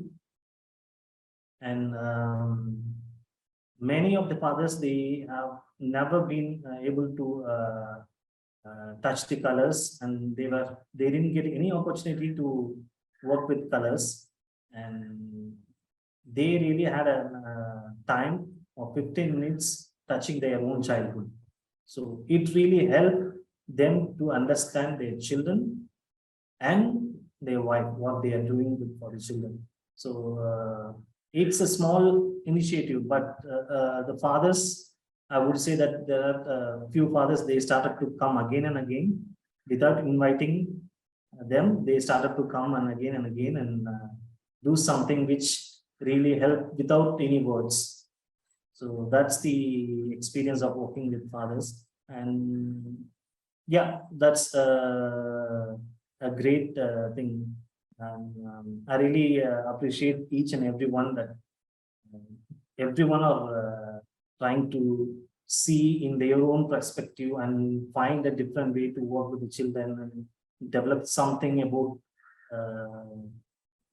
helping the children, the families. And it's a great thing that it's a really privilege to be part of this team. And thank you for that. Thank you. Oh, thank you so much, Mr. Manuel, for bringing out such a beautiful point. When we deal with the students in a different perspectives, and when we talk about the solutions, many institutions and individuals, they are working in their own way. And I strongly feel that art and culture has its own integral identity, because it expresses the symbolic expressions of artistic beauty actually. And to deal with such kind of inclusion issues, I hope this culture and art can play an important role. And you have mentioned the areas where you are working, and we'll be glad to meet after this symposium one day. We can visit through your centers, because we are having many workshops and the programs and the projects on this development of art and culture. Thank you so much for your initiative and doing this beautiful and good contribution to the society for the children. And we are grateful that we listened from the 5 eminent speakers. It's really a very enjoyable time actually, because I can feel that sitting near a big ocean and in Puducherry, in such a beautiful place.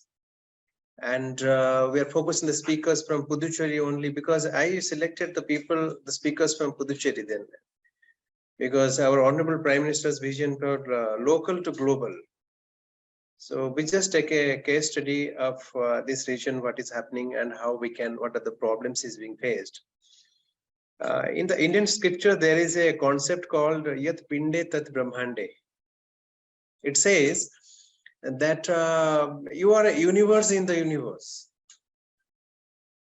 So what is exactly mean? So whatever we have discussed, if we just discussed in a local basis, what is happening in Puducherry or whatever other areas we touched, but if we'll significantly analyze, these are the problems which is being faced all over the world in a similar way or in a quite a different way. The problems are quite same. And as long as there are global problems, the global solutions are also there, because each problem has its own solution and each solution has a problem. They're interrelated actually. And when we talk about this inclusion policies, it has its opportunities and challenges, like this poverty, illiteracy, the social circumstances, the technological advancements also. We will show you some of the images which we have included from the dyslexia higher secondary school madam has provided me yesterday, how the mind distraction. I'll show in some of the images Dr. Bhuvana Basudevanji provided me yesterday. So these are the very unique points which all of you have discussed this, and I hope such kind of discussions like symposiums provide an opportunity to listen from each other. And I also can understand whatever solutions we provided or whatever problems we brought out, it will continue. There is no end, because this is endless actually. So, but still, I feel that as like a little squirrel's role, when that big Setu Bandh, Ram Setu was going on, a little squirrel was doing its role. And that way we are contributing to the millions of peoples around the world and millions of children around the world facing the problems. If we will take the examples of our own childhood, somewhere it was not rosy actually. We have many obstacles faced in terms of physical, vital, mental, spiritual, and societal impacts. But still there is a hope that the power of the soul, that which is our inner being actually. The mother says that inner being is the most efficient and most strongest power in us that provides an opportunity to grow in such a way. And it is only the divine's grace which can help to create something innovative and beautiful like this. So this is really one of the challenging concepts, because we have many examples of the developmental disabilities.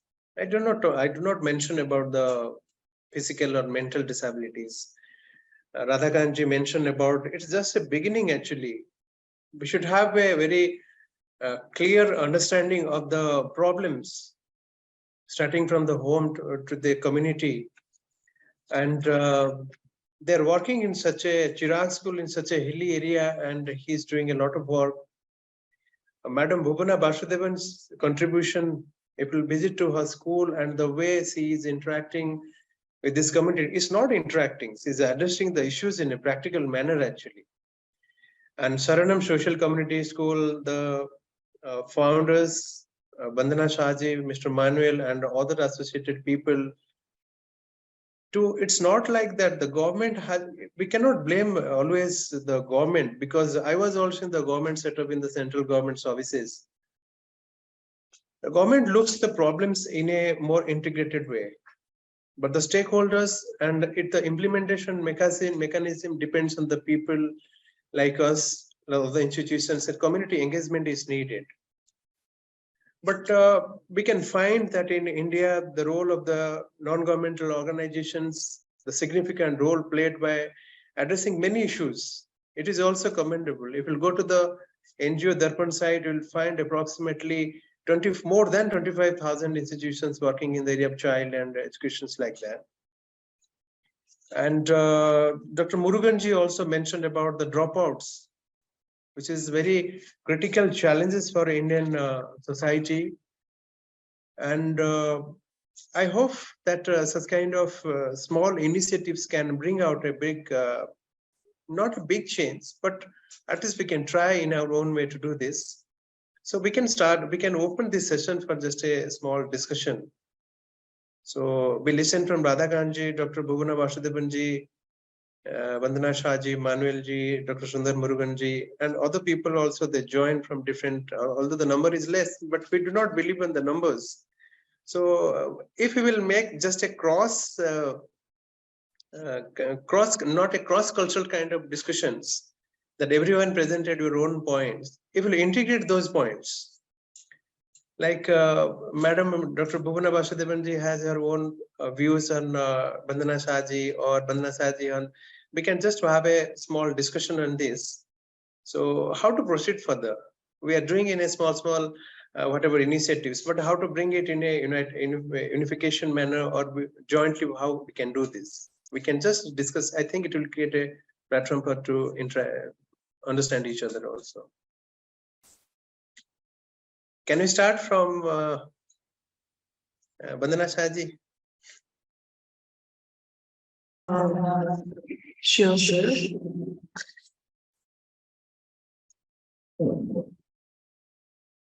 I would like to know from Dr. Bhuvana her experience of using art as a medium at your center, and how it works for the children that you work with, because these are children with very specific difficulties So how is it when you use art and art therapy?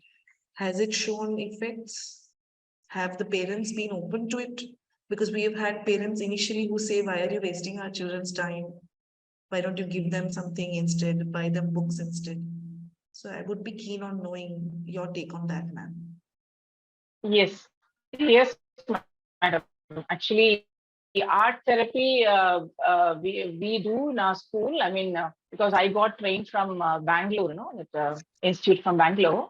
And the thing is, what I do, and as soon as when the child enters before he could go to the classroom, and just make him to let out his emotions through the form of drawing a diagram.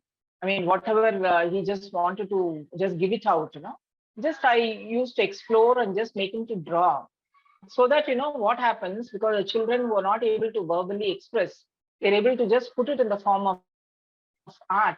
And so that, and I had a very great experience with one of the child, and who was in third standard. And when he just came to us, he was with so much of anger. And because his previous school and one of the teacher has told him, like, you're not fit to study. And because you're not able to do mathematics, you're not able to do English, and you're not fit to study at all. And that boy has gone home and he ransacked his entire house. He just pulled everything down when he just went to went back home by 3:30 or 4 o'clock. He was so much filled with anger. So then when that boy came to us, I just found out like he has got some learning disabilities and he is not able to utter even A, B, C, D or anything. And though he is very good orally, but he is not able to say anything. He's not able to write or something, whatever the teacher information processing, whatever the teacher says, he's not able to bring it out. So then when I just interacted with the child, I just made him to calm down. And what I said, I just try to develop a kind of empathy or a kind of because child should have a confidence in us, isn't it? So that the child will open out whatever he has. So then I just made him to draw, whatever you just wanted to draw, just draw. And the child made so much emojis, so much emojis with all anger, all red color, all emojis and danger and all that. So then I just checked with him. He said, these are all my teachers, my parents, my relations, because my parents, they keep on comparing myself with others. And I don't like my school also because they always used to tease me. They always used to make me, to feel low in front of my children, in front of other children in the classroom. So I don't like the way they interact with me.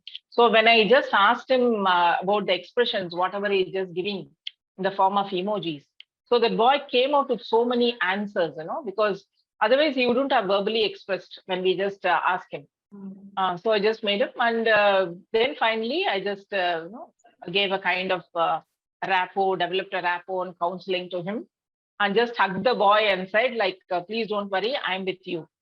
Okay, so now that boy is very happy now. He's 9th standard with us.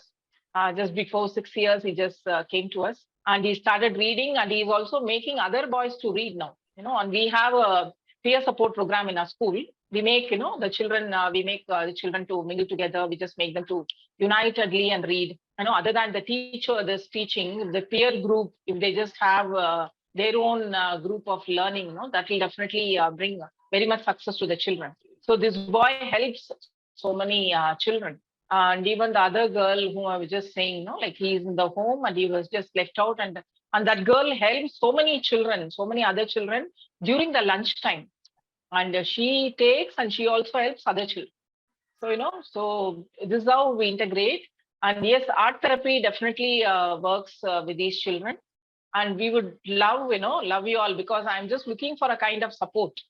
And on the other day, I was also expressing my kind of challenges, whatever challenges I have, to Dr. Tripathy. So, it is a good platform for us. So let us all integrate in whatever way I can be of helpful to your institute. I will definitely be helpful to you all. And in the same way, you can also integrate with us, because our aim is to make all the children to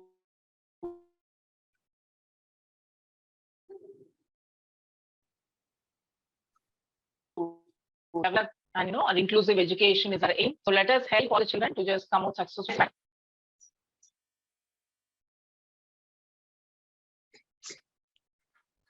I think some technical issue is there. Yes, yes. Yes, yes. Okay.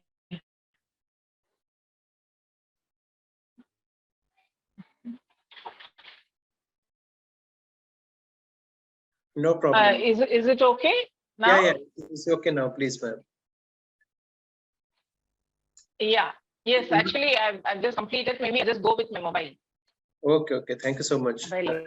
Really, I request all of you to kindly visit the school and what the way she is doing a noble job. And Radhakanji, you want to say something?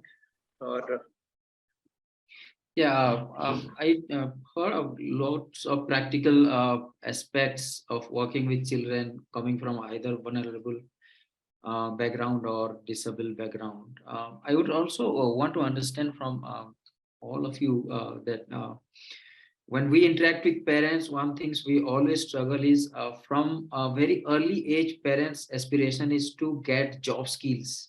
Children will get job skills. But when we focus on integral development, where children has to focus on their physical development, mental, social, emotional, and all the aspects, many parents think it's a waste of time.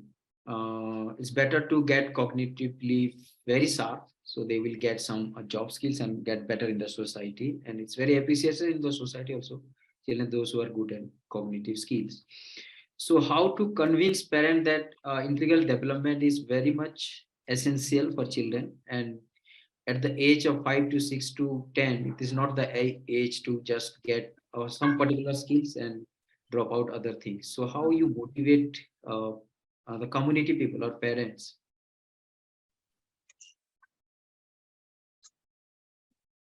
Actually, in the case of Sharana, actually, in the case of the children and the parents that we work with, I don't know how to put it lightly, but COVID has kind of worked in our favor because it has catapulted all the problems that happen and how health is very important, integral health actually, that the mind and the body, I think problems that would have developed maybe in 15, 20 years have suddenly come in the surface with COVID.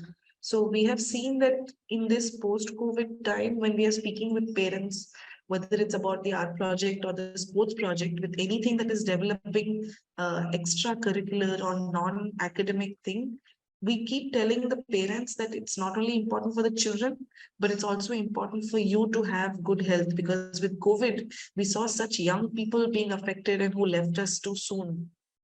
So, and the other thing is, I think earlier on, the path was very clear. No, if the parents wanted children to go to school, they would have wanted them to get specific jobs, like either become a teacher or an engineer or a doctor. But I think we are also in a changing phase where in our country, these jobs that you expect that you will get now at the end of your education, when you are expecting to get those jobs, either those jobs are not valid or you don't get those jobs anymore. And in a way, we are coming back to an age where a vocational training or a diploma, which actually we can suggest to the children from vulnerable communities, because often they don't have the luxury, or they are not good students and they don't manage to get their college and master's degree well. So we actually encourage them to say that finish till your 10th or 12th, and then you finish a diploma and you will be able to earn very soon, and you will be able to earn well. And actually today it is safe to say, like in Pondicherry, if you're a carpenter, you're a plumber, you're an electrician, you will find work for the next 20, 30 years, your work is chalked out for you. But if you are doing your bachelor's and then your master's, for example, the chances of you getting a job are not as easy. So we are trying to do like a two-pronged approach, like explain to the parents that firstly, you try to have a child that is all-rounded, developed, who can make his or her own decisions, because these skills are very useful in today's world. And at the same time, please don't push your dreams on them, because they will be able to form these decisions for themselves and find work that will have both respect and monetary value. So children at the age of 16, 18 are able to get well-paying jobs. And today they are much more respected than if you drop out from school and go help in a tea shop or anything, for example. But it's a lot of work alongside the parents. And the only way is to rope in the parents themselves into these art sessions or awareness sessions. And also we have to factor in problems that the parents have faced and deal with those through awareness sessions. So whether it's through art or it's through one-on-one or it's through outreach, very often parents are pushing their own insecurities through the children. So it's a lot of work, and often it's years of work, but yeah, we are finding it easier. So in a strange way, COVID has helped with this. Yeah, thank you. Thank you. Also, I would like to know, if there is time, also, I would like to know one thing that dropout issues that talking about. One of the issues that we normally face is that children are assets from for family, actually, from children coming from disadvantaged background. At the age of 10 and 11, this look children like a source of income. They put them in different works, and that work still they're earning also very much valuable for the family. They depend on that earning. So to stop dropout, how this the organization that working on dropout, how you able to support family so they allow their children to continue their study and not use them as assets or a source of earning? What you do to do that? I think Dr. Sundar Muruganji, he left because he was in the office. As I have understood in his presentations, he mentioned that the initiatives, the creating some awareness programs for the parents, for the students, not to drop out properly, and they're also consulting or coordinating with the dropout students to give some kind of awareness about the value of the education, value of the life in terms of employment opportunity and other healthcare and other things. They're also educating the parents and creating a kind of community engagement things. I hope this is an unique concept they're working on. And I can connect to you, Mr. Sundar Muruganji, because I think he left. We can have a more discussion and connect through email. So any other points? Actually, I would like to add to this. Yeah, please. Actually, we work very closely with dropouts and possible dropouts. And that was a big concern during COVID. So the thing is, we have to deal with it holistically. So Sharana as an organization, when we started off, we were giving a lot of material benefits to the children and the families also. But over the last few years, because the government schooling quality and what is given in government schools has because it's really improved a lot, we are actually reducing our material support and we want to give more value-added activities. So whether it's computer classes, homework help center, awareness sessions, art therapy, specialized services that the school is not able to give, but that allows a well-rounded development. We have realized that we are trying to encourage parents to take up these expenses on their own, because government schooling is free, but at least you buy the children extra books, you make sure that the children have proper shoes. How we have dealt with it is we have supplemented it with a project where we support women financially through a small interest-free and collateral-free loan as part of our social entrepreneurship program, where we are telling the mothers that if you have a business or an idea for a business or an existing business, through the support that Sharana gives, not only financially, but we are going to help you follow up with your project. We are going to see your business plan. We are going to help you get all the papers that you need. We are going to give you all the hygiene and health training that you need. You will be able to not only work as a housemaid, where your income is 3,000, 4,000, 5,000, 6,000 rupees a month. You will actually become a businesswoman, and you will be able to do financially much better, allowing you to fulfill the child's needs, basic needs, as well as not depend on them to have an income. In our case, 10, 11-year-olds are not asked to help out at home anymore. They're not asked to help out through financial means anymore, but they are definitely asked to help out in household chores. girls are expected to help out at home. In our case, the difficulty comes more at the age of 13, 14, and that adolescence age is also a difficult age emotionally because of the pressures that come in an Indian society for the boys. So we never actually think of that. We think of the difficulty of the girls, but we have seen in our case, the boys are given a lot of freedom. At the same time, they have a lot of pressure from the family to earn well or to earn an income. So it is really at that age where we have to encourage the parents to go on for 5-6 years to support the family, because we tell them that if you are able to allow the child to just finish a diploma, she will be able to earn better also, as well as have more of a respect in the thing. So as soon as you put forward the fact that they will earn better, that's when the parents are hearing you. They're like, oh, now they are earning 100 rupees a day. But if I can wait for 3 more years, this person will bring at least 200 to 300 rupees. And then she will be able to, get increments, and she'll be able to maybe go abroad as a nurse. Because with COVID, I think this requirement for the nursing has also increased a lot. A lot of students are going into that. So we have to somehow have a firm hand on the parents, sometimes work with the mothers through this project of financial development.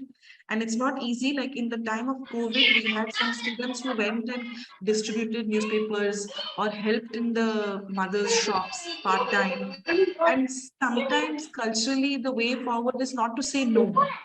We cannot say don't go work, but I think what we can say is, why don't you go for work? We understand that there's a need for it, but please continue with your education, because that's the way that you can bring your family out of the situation that you have been.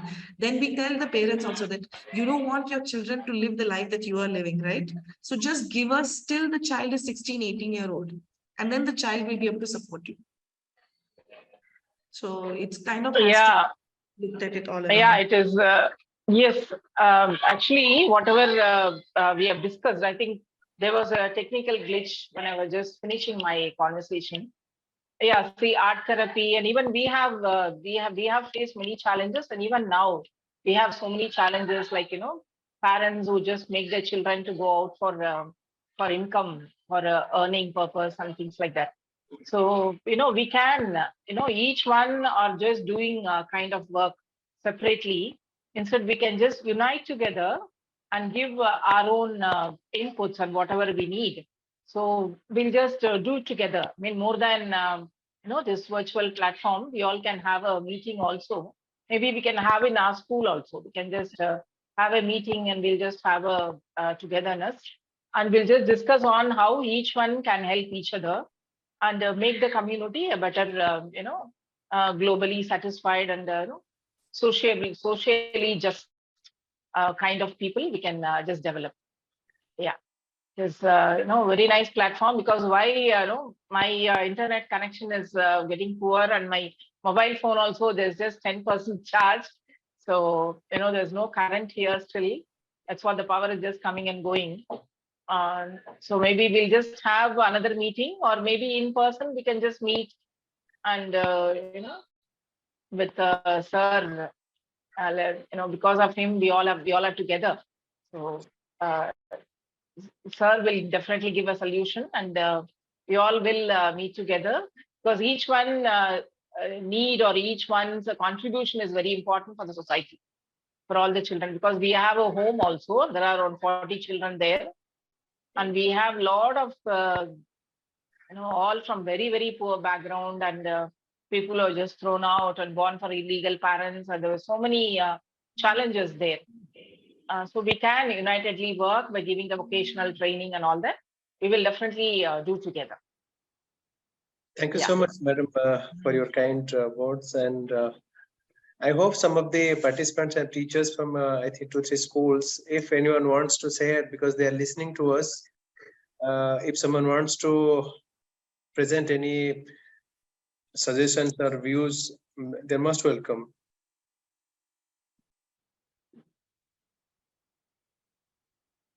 I think there is no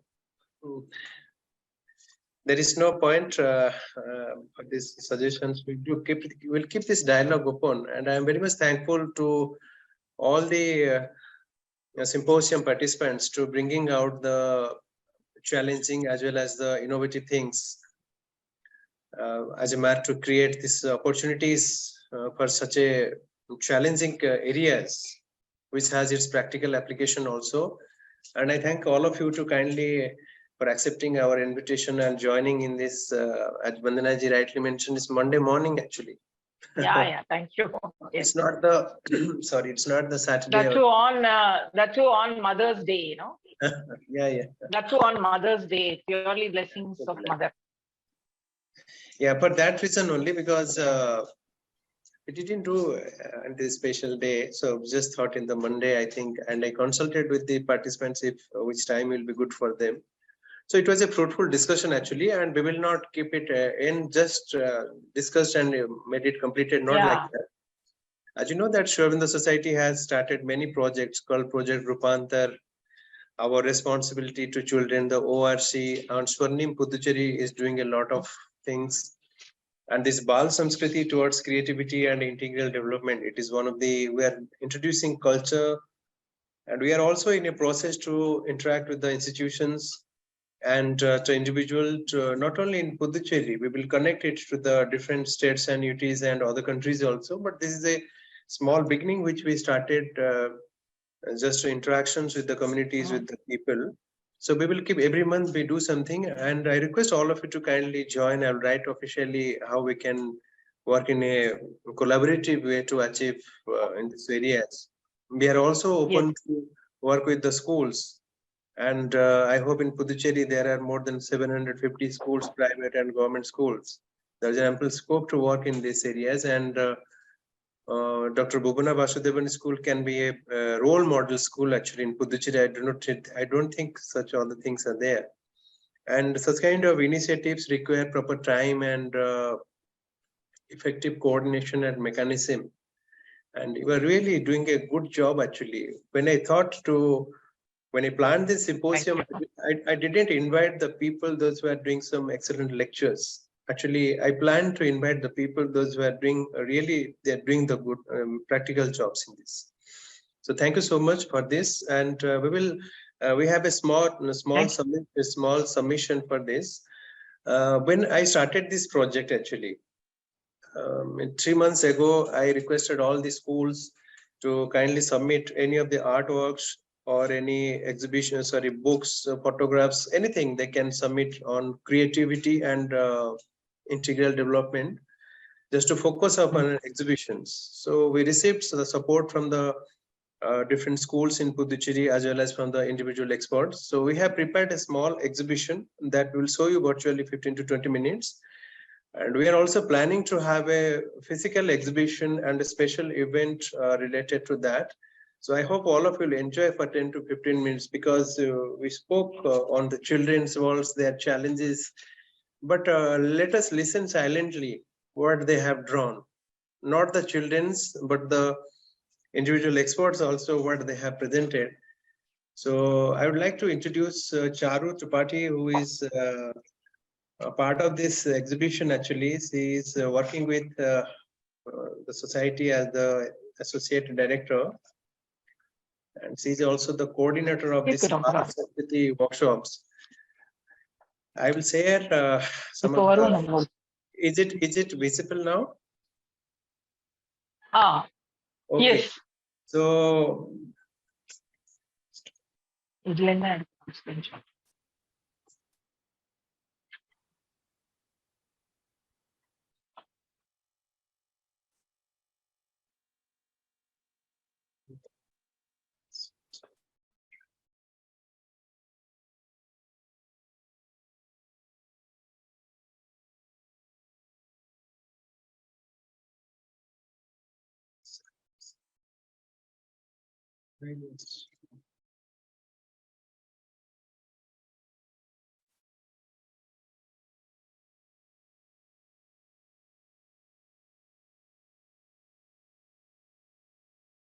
Sir, have you shared the screen? yes, I'm just accessing the hold on, just sure.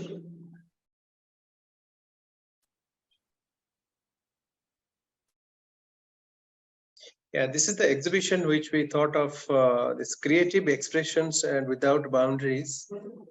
And we coordinated with the schools, and we also requested the individuals to submit the artworks and the photographs, whatever, so that we can have a proper exhibition for this.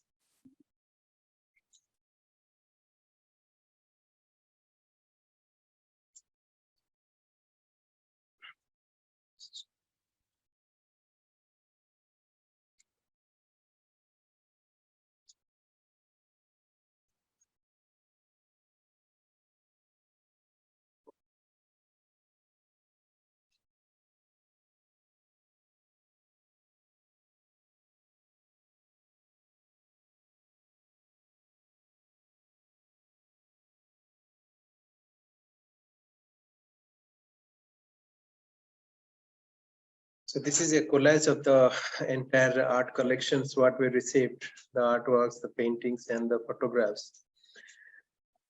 The mother says that childhood is the symbol of the future and the hope of all the victories to come. Actually, when we, it's coming here. Is it visible? Yeah, it's visible. So when we thought about this exhibition, at least we focused on two of the workshops which we did in the month of August 14th to 16th and August 12th to 14th, and on this Children's Day 14th to 16th.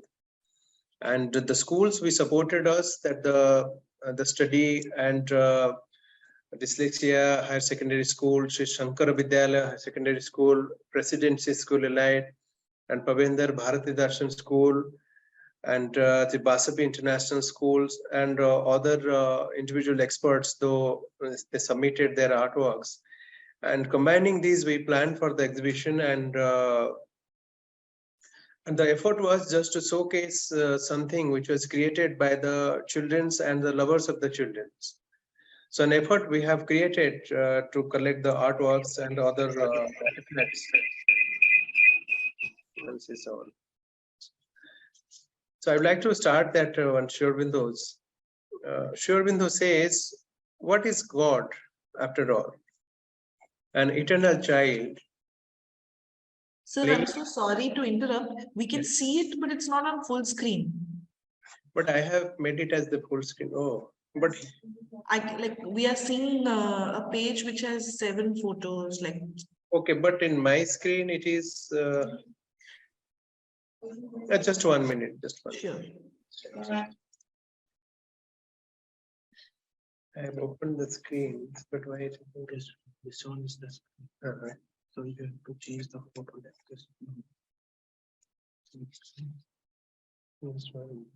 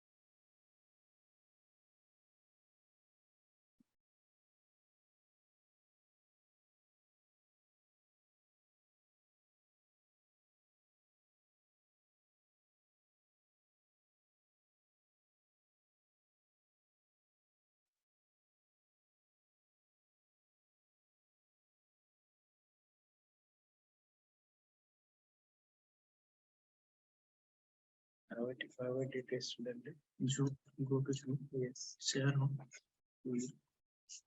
Share. Yes. Then,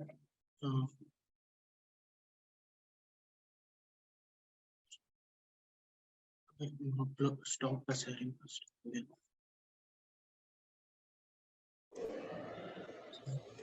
Basically, sir, you had opened the folder correctly. I think you just needed to double click on it. Yeah. Okay, no, this is the PDF file actually. No problem. We will go. Okay, now. Okay. It will be like this. Okay, no problem. We will go through the PDF file. So we collected the collections from the different schools. Anyway, leave it. I'd like to start from SriAurobindo's that she says that what is God after all? An eternal child playing the eternal game in an eternal continent. The mother also says that childhood is the symbol of the future and hope of all the victories to come. So we are inspired by the vision of the mother and SriAurobindo to do this activity, especially for the children. And I have added one story of the mothers, like when it was in 1954, when she was at Tokyo. The title of this experience is Vegetable Speaks. So she has mentioned that when she was in the market, she was purchasing some of the vegetables that we feel that only the human beings or the animals, they have their life. It's not like that actually. It will mention, she says that when she started purchasing something, just imagine there were some which said to me, no, no, no. That some of the fruits mentioned to her, don't purchase me, don't purchase us. And then there were others which called, and I saw them for a distance, and they were saying, take me, and take me. So it was very simple. I looked for those which wanted to be taken, and never did I touch those which did not. I used to think it was something exceptional. I loved my plants very much. I used to look after them. I had put a lot of consciousness into them while watering them, cleaning them. So I thought they had a special capacity perhaps. So the logic behind to put these stories that apart from the human beings or the animated world of the trees, some of the objects, they have their own consciousness to present.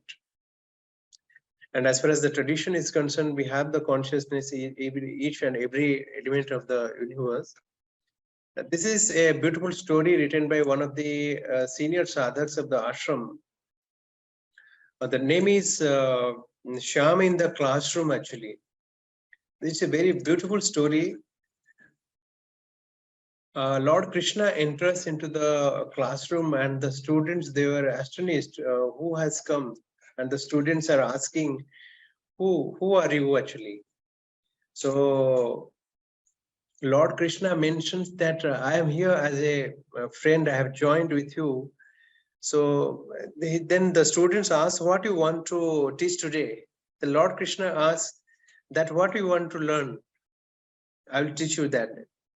So one of the students is asking the question, the best question is to ask yourself, is what is the most important thing in life? Sama said, what is it? The boy inquired, for you it is to know the divine being and consciousness that matters all life, and to have a personal and eternal relationship with that one. To know him as your dearest friend, companion, and father, and to feel him even near you and ready to help you at all times. This is a very interesting story. I will share with all of you. You can go through this. It's a big story actually.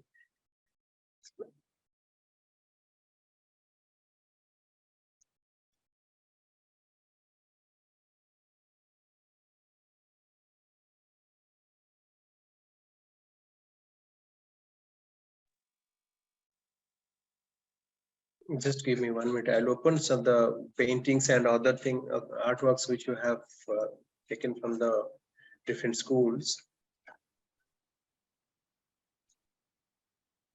We have to open every all these images. Just sharing, open the sharing button. Yes. Go to the sharing. Share. Okay. No started. No, it's closed. Which Yes. so now it is okay. Okay, Just fine. a minute, yes. Yeah, but it is clear. No. Okay. So these are the paintings. Sorry for the technical difficulties. These are the paintings and the artworks given by the individual experts and the schools. This is one of the paintings by Dibya. She is part of the International Education Center. She is a psychologist and she interacts with the students and also part of the IPA, Indian Psychology Institute. It's about the inner being. And this is also one of the paintings. She has written something, the magnet of our difficult ascent, the sun from which we kindle all our suns. So this is one of the interesting paintings. Okay, it's a line from Savitri actually. These are the paintings by the students, those who drawn the artworks within a couple of hours only. We just gave them 1.5 or 2 hours time. This is day and night. It's from Sri Shankara Vidyalaya Higher Secondary School. This is also one of these day and night scene. These are the paintings from the Madam Dr. Bhuvana Basudevan's school, and speaks on the nature, the saved trees. I think it's Madam, what is the name of the girl who painted most of the paintings from nature? Sylvia. Sylvia. So these are the very beautiful paintings. She is actually she couldn't hear and she couldn't speak. You know, like she had severe developmental delays in speech. So she came to us at the age of probably 6 years. Now she is in 7th standard. Now Okay. she's able to talk and all that, but still her clarity of speech is not that much clear. And 50% she's able to hear. But still she's having a kind of mission, you know, for hearing. Oh. And she has developed a lot of interest in drawing, yes. Yeah, but the paintings are saying how beautifully she has drawn her Yes. views. Yeah. Flowers and the flora and fauna, how beautiful flowers are there. And Because right from a younger age, when she couldn't communicate to me, you know, what I used to say, you just make it in the form of drawing. I will understand. So we used to converse with her in the form of, you know, art form only. So she has so much emotions and all that. And probably at the age of 6, 7, 8 and all, I used to tell her, you draw and show me. I will just listen what you're saying. I will understand what you're saying. So, you know, with that, she started developing a lot of interest. And now anything she communicates, even the lesson, the whole lesson, the entire subject, she will put it in the form of entire diagram, you know, she'll draw and she will make the content very simple in the form of drawing itself. yeah, this is the real example of the inclusion when we speak Yes. about. When we saw the collections, we just gave a title to this exhibition, that creative expressions without boundaries. Yes. Although some challenges are there, but the creativity is boundless actually. There is no Yes. boundary to this. These are all the paintings are from the Madam School. The students, they have made beautiful paintings. Even if this fauna, the animals, these paintings are also from the Dyslexia Higher Secondary School. You see how beautifully they have expressed their creativity.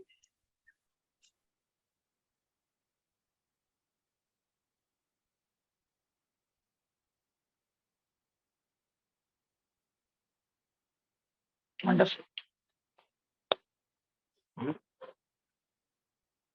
Such a big, small elephant, playing with water. The rabbit. This is a unicorn. This is from the Bashabi International School. Some of the students, they participated in for our workshop. And this is also Sri Shankara Vidyalaya Higher Secondary School from MG Road, Butterfly. This is one of the paintings by one 6 years kid. His name is Madhav. I have a special attraction for him, madam, because when I started this workshop, he was the first participant. During the August, he has submitted his paintings from the Bangalore. And this is one of the cartoons made by one of the students from the Bashavi International School. This is also from Sri Shankara Vidyalaya in terms of the transportations. And this is one of the creatives by one of the students from the Bashavi International School. It's about, he was talking about to create a solar panel for electricity. By the using of the garbage and a proper mechanism for the waste management, and he has a dream that in future he will develop this. These are some of the fruits and how beautiful the pencil drawings they have done. Little kids actually, 7, 8 years, 10 years. We have not disturbed their artworks actually. If someone has drawn through any of the diaries, we have just kept as it is, the way they have done. We have not done any artificial things to the exhibition, and these are some of the fruits. The color was deteriorated. These are some of the sketches from the madam's school. They have made some beautiful sketches actually, pencil drawings.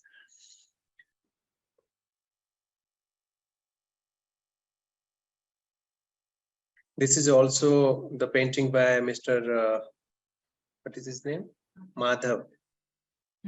Human face. I cannot understand a small kid, only 6 years, what he observed and what attracted him to draw this.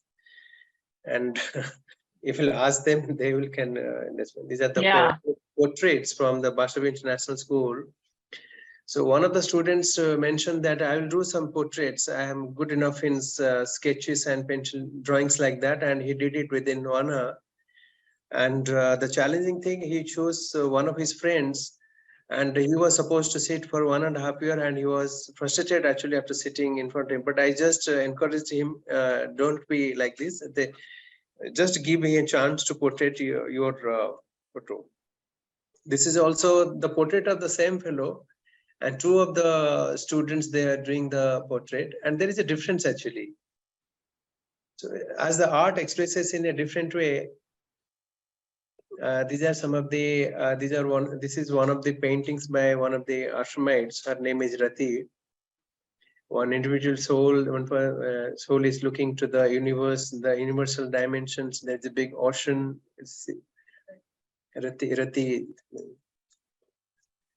These are also the landscapes and glimpses of the nature, seascapes. A beautiful girl, she is painting something from Madam's school. This is one of the paintings by Madam. What is the name of the art teacher who was participating from the Saranam here with the kids first? Jaya. She made this painting, the flowers falling from the tree. See, this is her painting actually.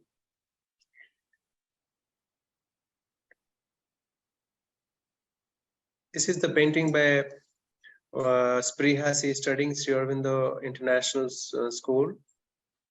And she has made a beautiful drawings with flowers and other things.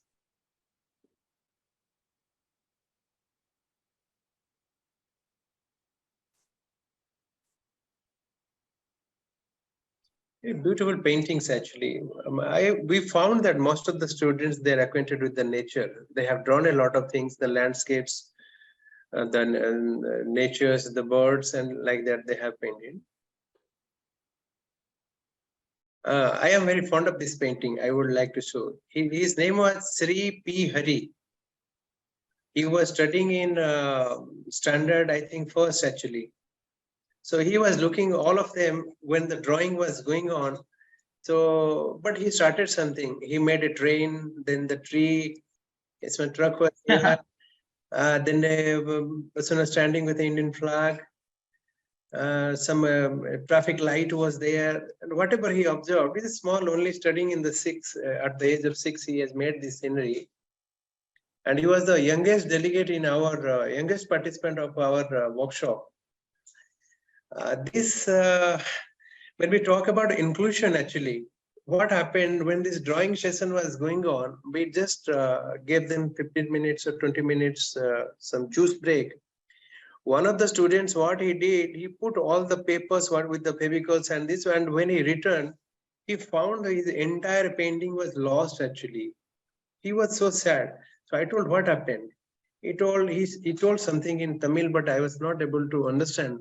What I understood, that he was not happy actually, because whatever he did, it was destroyed. So I just told him, I just helped him to put all these papers, and I told that, no, don't worry, we will keep your painting in the exhibition section. Very good. So these are the beautiful and the creative artworks the students have done, the landscapes, the nature. This is also one of the examples. The same thing happened with one and another. Like he has made the sketch of Ganesh. And I do not know where he visualized this actually.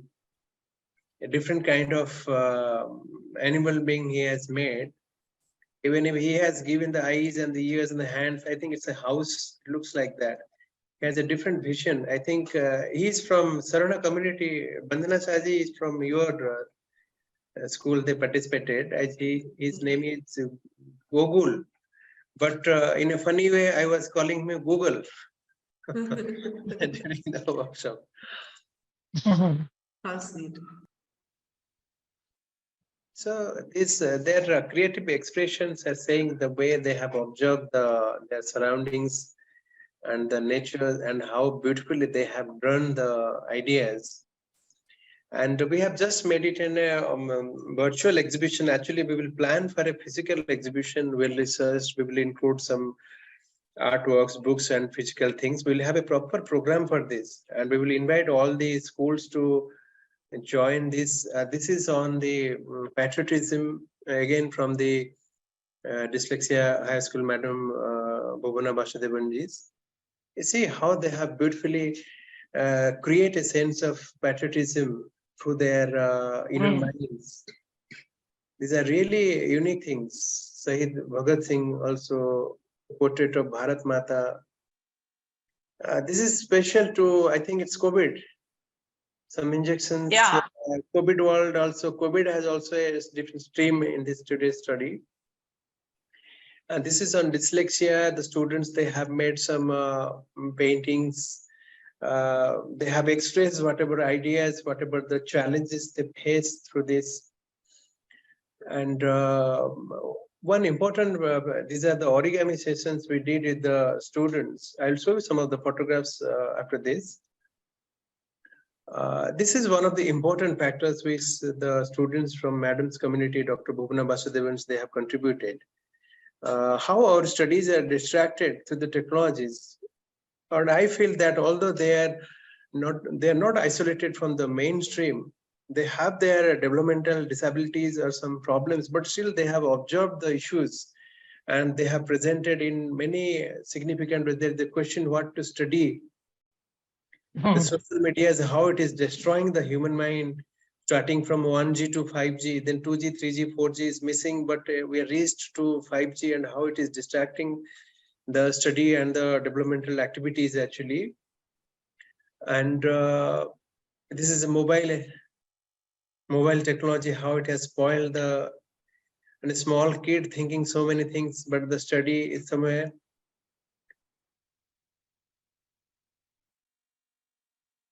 This is a small poem written by me. It was something in Hindi I wrote sometimes. This is on Maa ke Aanchal mein, when I was a small kid, but I wrote at the age of 40 actually. I just want to recite 2-3 lines in this. It is in Hindi actually, so it might be. When my mother was telling me some stories, सुनाती थी वो मुझे परियों की कहानी, जहां पर था मैं राजा, अखंड साम्राज्य का अधिपति। वो हाथी, घोड़े, खरगोश, नेवले सब थे मेरे साथी।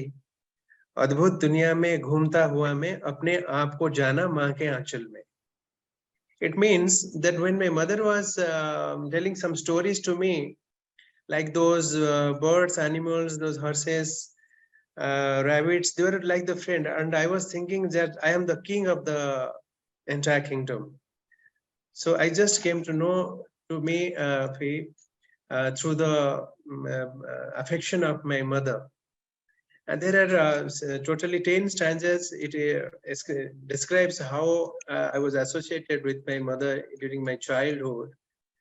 But in the last, I have mentioned, काश मैं फिर से शिशु हो जाता और अनुभव कर पाता उस स्नेह को. So I just dreamed that if God will give me a chance to be a child again I'll go to the schools and again I'll explore, but that is not possible actually. So I just sum up the poem in my words, like जीवन की धारा बहती रहे सुरक्षित माँ के आंचल में. I have a strong belief that whatever life I have, that will be fulfilled with the blessings or the affection of my mother. So I have just added to this exhibition. And so we have covered many things like the sketches, steel paintings, focusing on the art, this social medias and other things. But I feel that a strong literature, quality publications can deal with the children's in a specific manner. In oral publications, we have the society has published a few publications in Sanskrit language.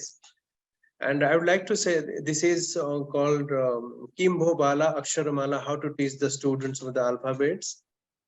And Saptavarna Chitrapatanga, the 7 stories. Sanei Sanei, this is the book on poems and stories. And we have also beautiful publications, aspirations, then conquering obstacles in sadhana, and how to bring up a child. This is one of the beautiful publications of SriAurobindo Society. And also publications on integral education and how to deal with the rural development of the children's, and something on creativity, including the mathematics and other technology as well, and whispers about nature. So this is a small exhibition, and I hope that it's not possible to present in 15-20 minutes. So we will have a proper exhibition to this. And before just concluding this, I just want to show some of the visuals of the programs, how we collected all these and what are the implementation mechanism we have created. So we are focusing on the workshops and other programs. Through this we have created. I just want to show one video to you.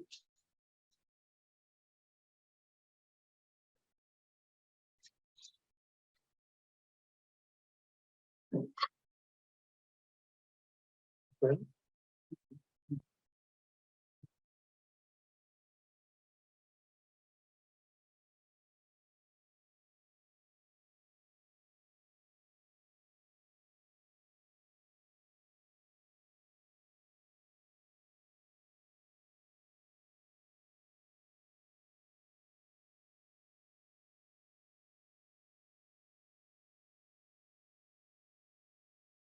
so these are the workshops and the training programs which we do regularly.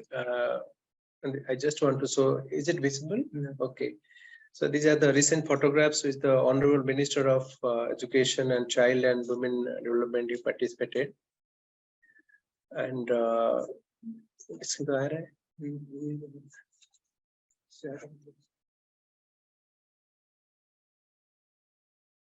then share, okay.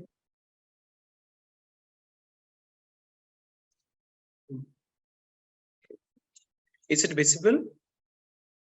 Okay. But it's not moving actually.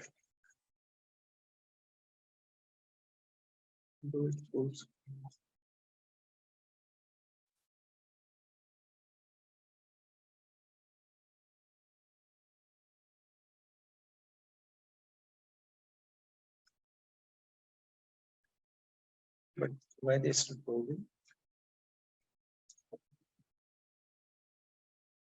Can you do it?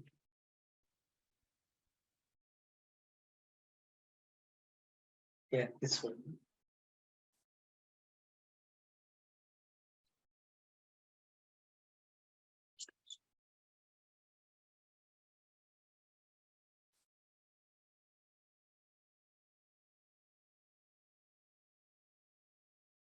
But it's not coming. Anyway, some technical problem is there. So these are the activities, some of the glimpses of the programs which you do. I think it was a fruitful session today's, and we interacted with on a specific, very challenging topic actually. And I hope that such kind of discussions will create a network of the like-minded people to do some activities, significant activities to this. And we will keep continue this dialogue and also some activities. I would request all of you to kindly be associated with your activities. And also we will visit to your schools in any of the lesser times. We can organize some of the programs. So in a whatever little way we can contribute. And I think in a joint collaboration and institutional mechanism way we can do this. So I think it's lunchtime, but in the digital world, certain challenges are also there. So it's time to say for the time being to goodbye to all of you. And on behalf of SriAurobindo Society and also on my personal behalf, I'd like to thank to all the participants those who joined for this today's initiative, also the audience for this. And in a small way, we celebrated the World Children's Day. So it's a small contribution to this celebration, and we will keep continue this dialogue and to do some programs. And I'll share the photographs and other things, and we'll have a proper exhibition. We'll keep it open for 10-15 days. At least the students can come and see. And I request Bandanaji, Dr. Bhuvan Basudevanji, and other schools will approach. If you have some artworks, like some selected 10-15, if you can provide on different genres like science, education, like that, we can display. And after the exhibition, we will return it to the organizations that we can do. So thank you so much, and namaste. Thank you. Thank you so much, sir. Thank you. Thanks for the opportunity. Thank you so much. Thank you. Yeah, we all will integrate again. We'll meet again. Okay. Thank you so much. Namaste. Yeah, thank you. Thank you. Namaste. Okay, bye-bye, Radhakant Mayat ji, Manuel ji. We'll see you again. Thank you, sir.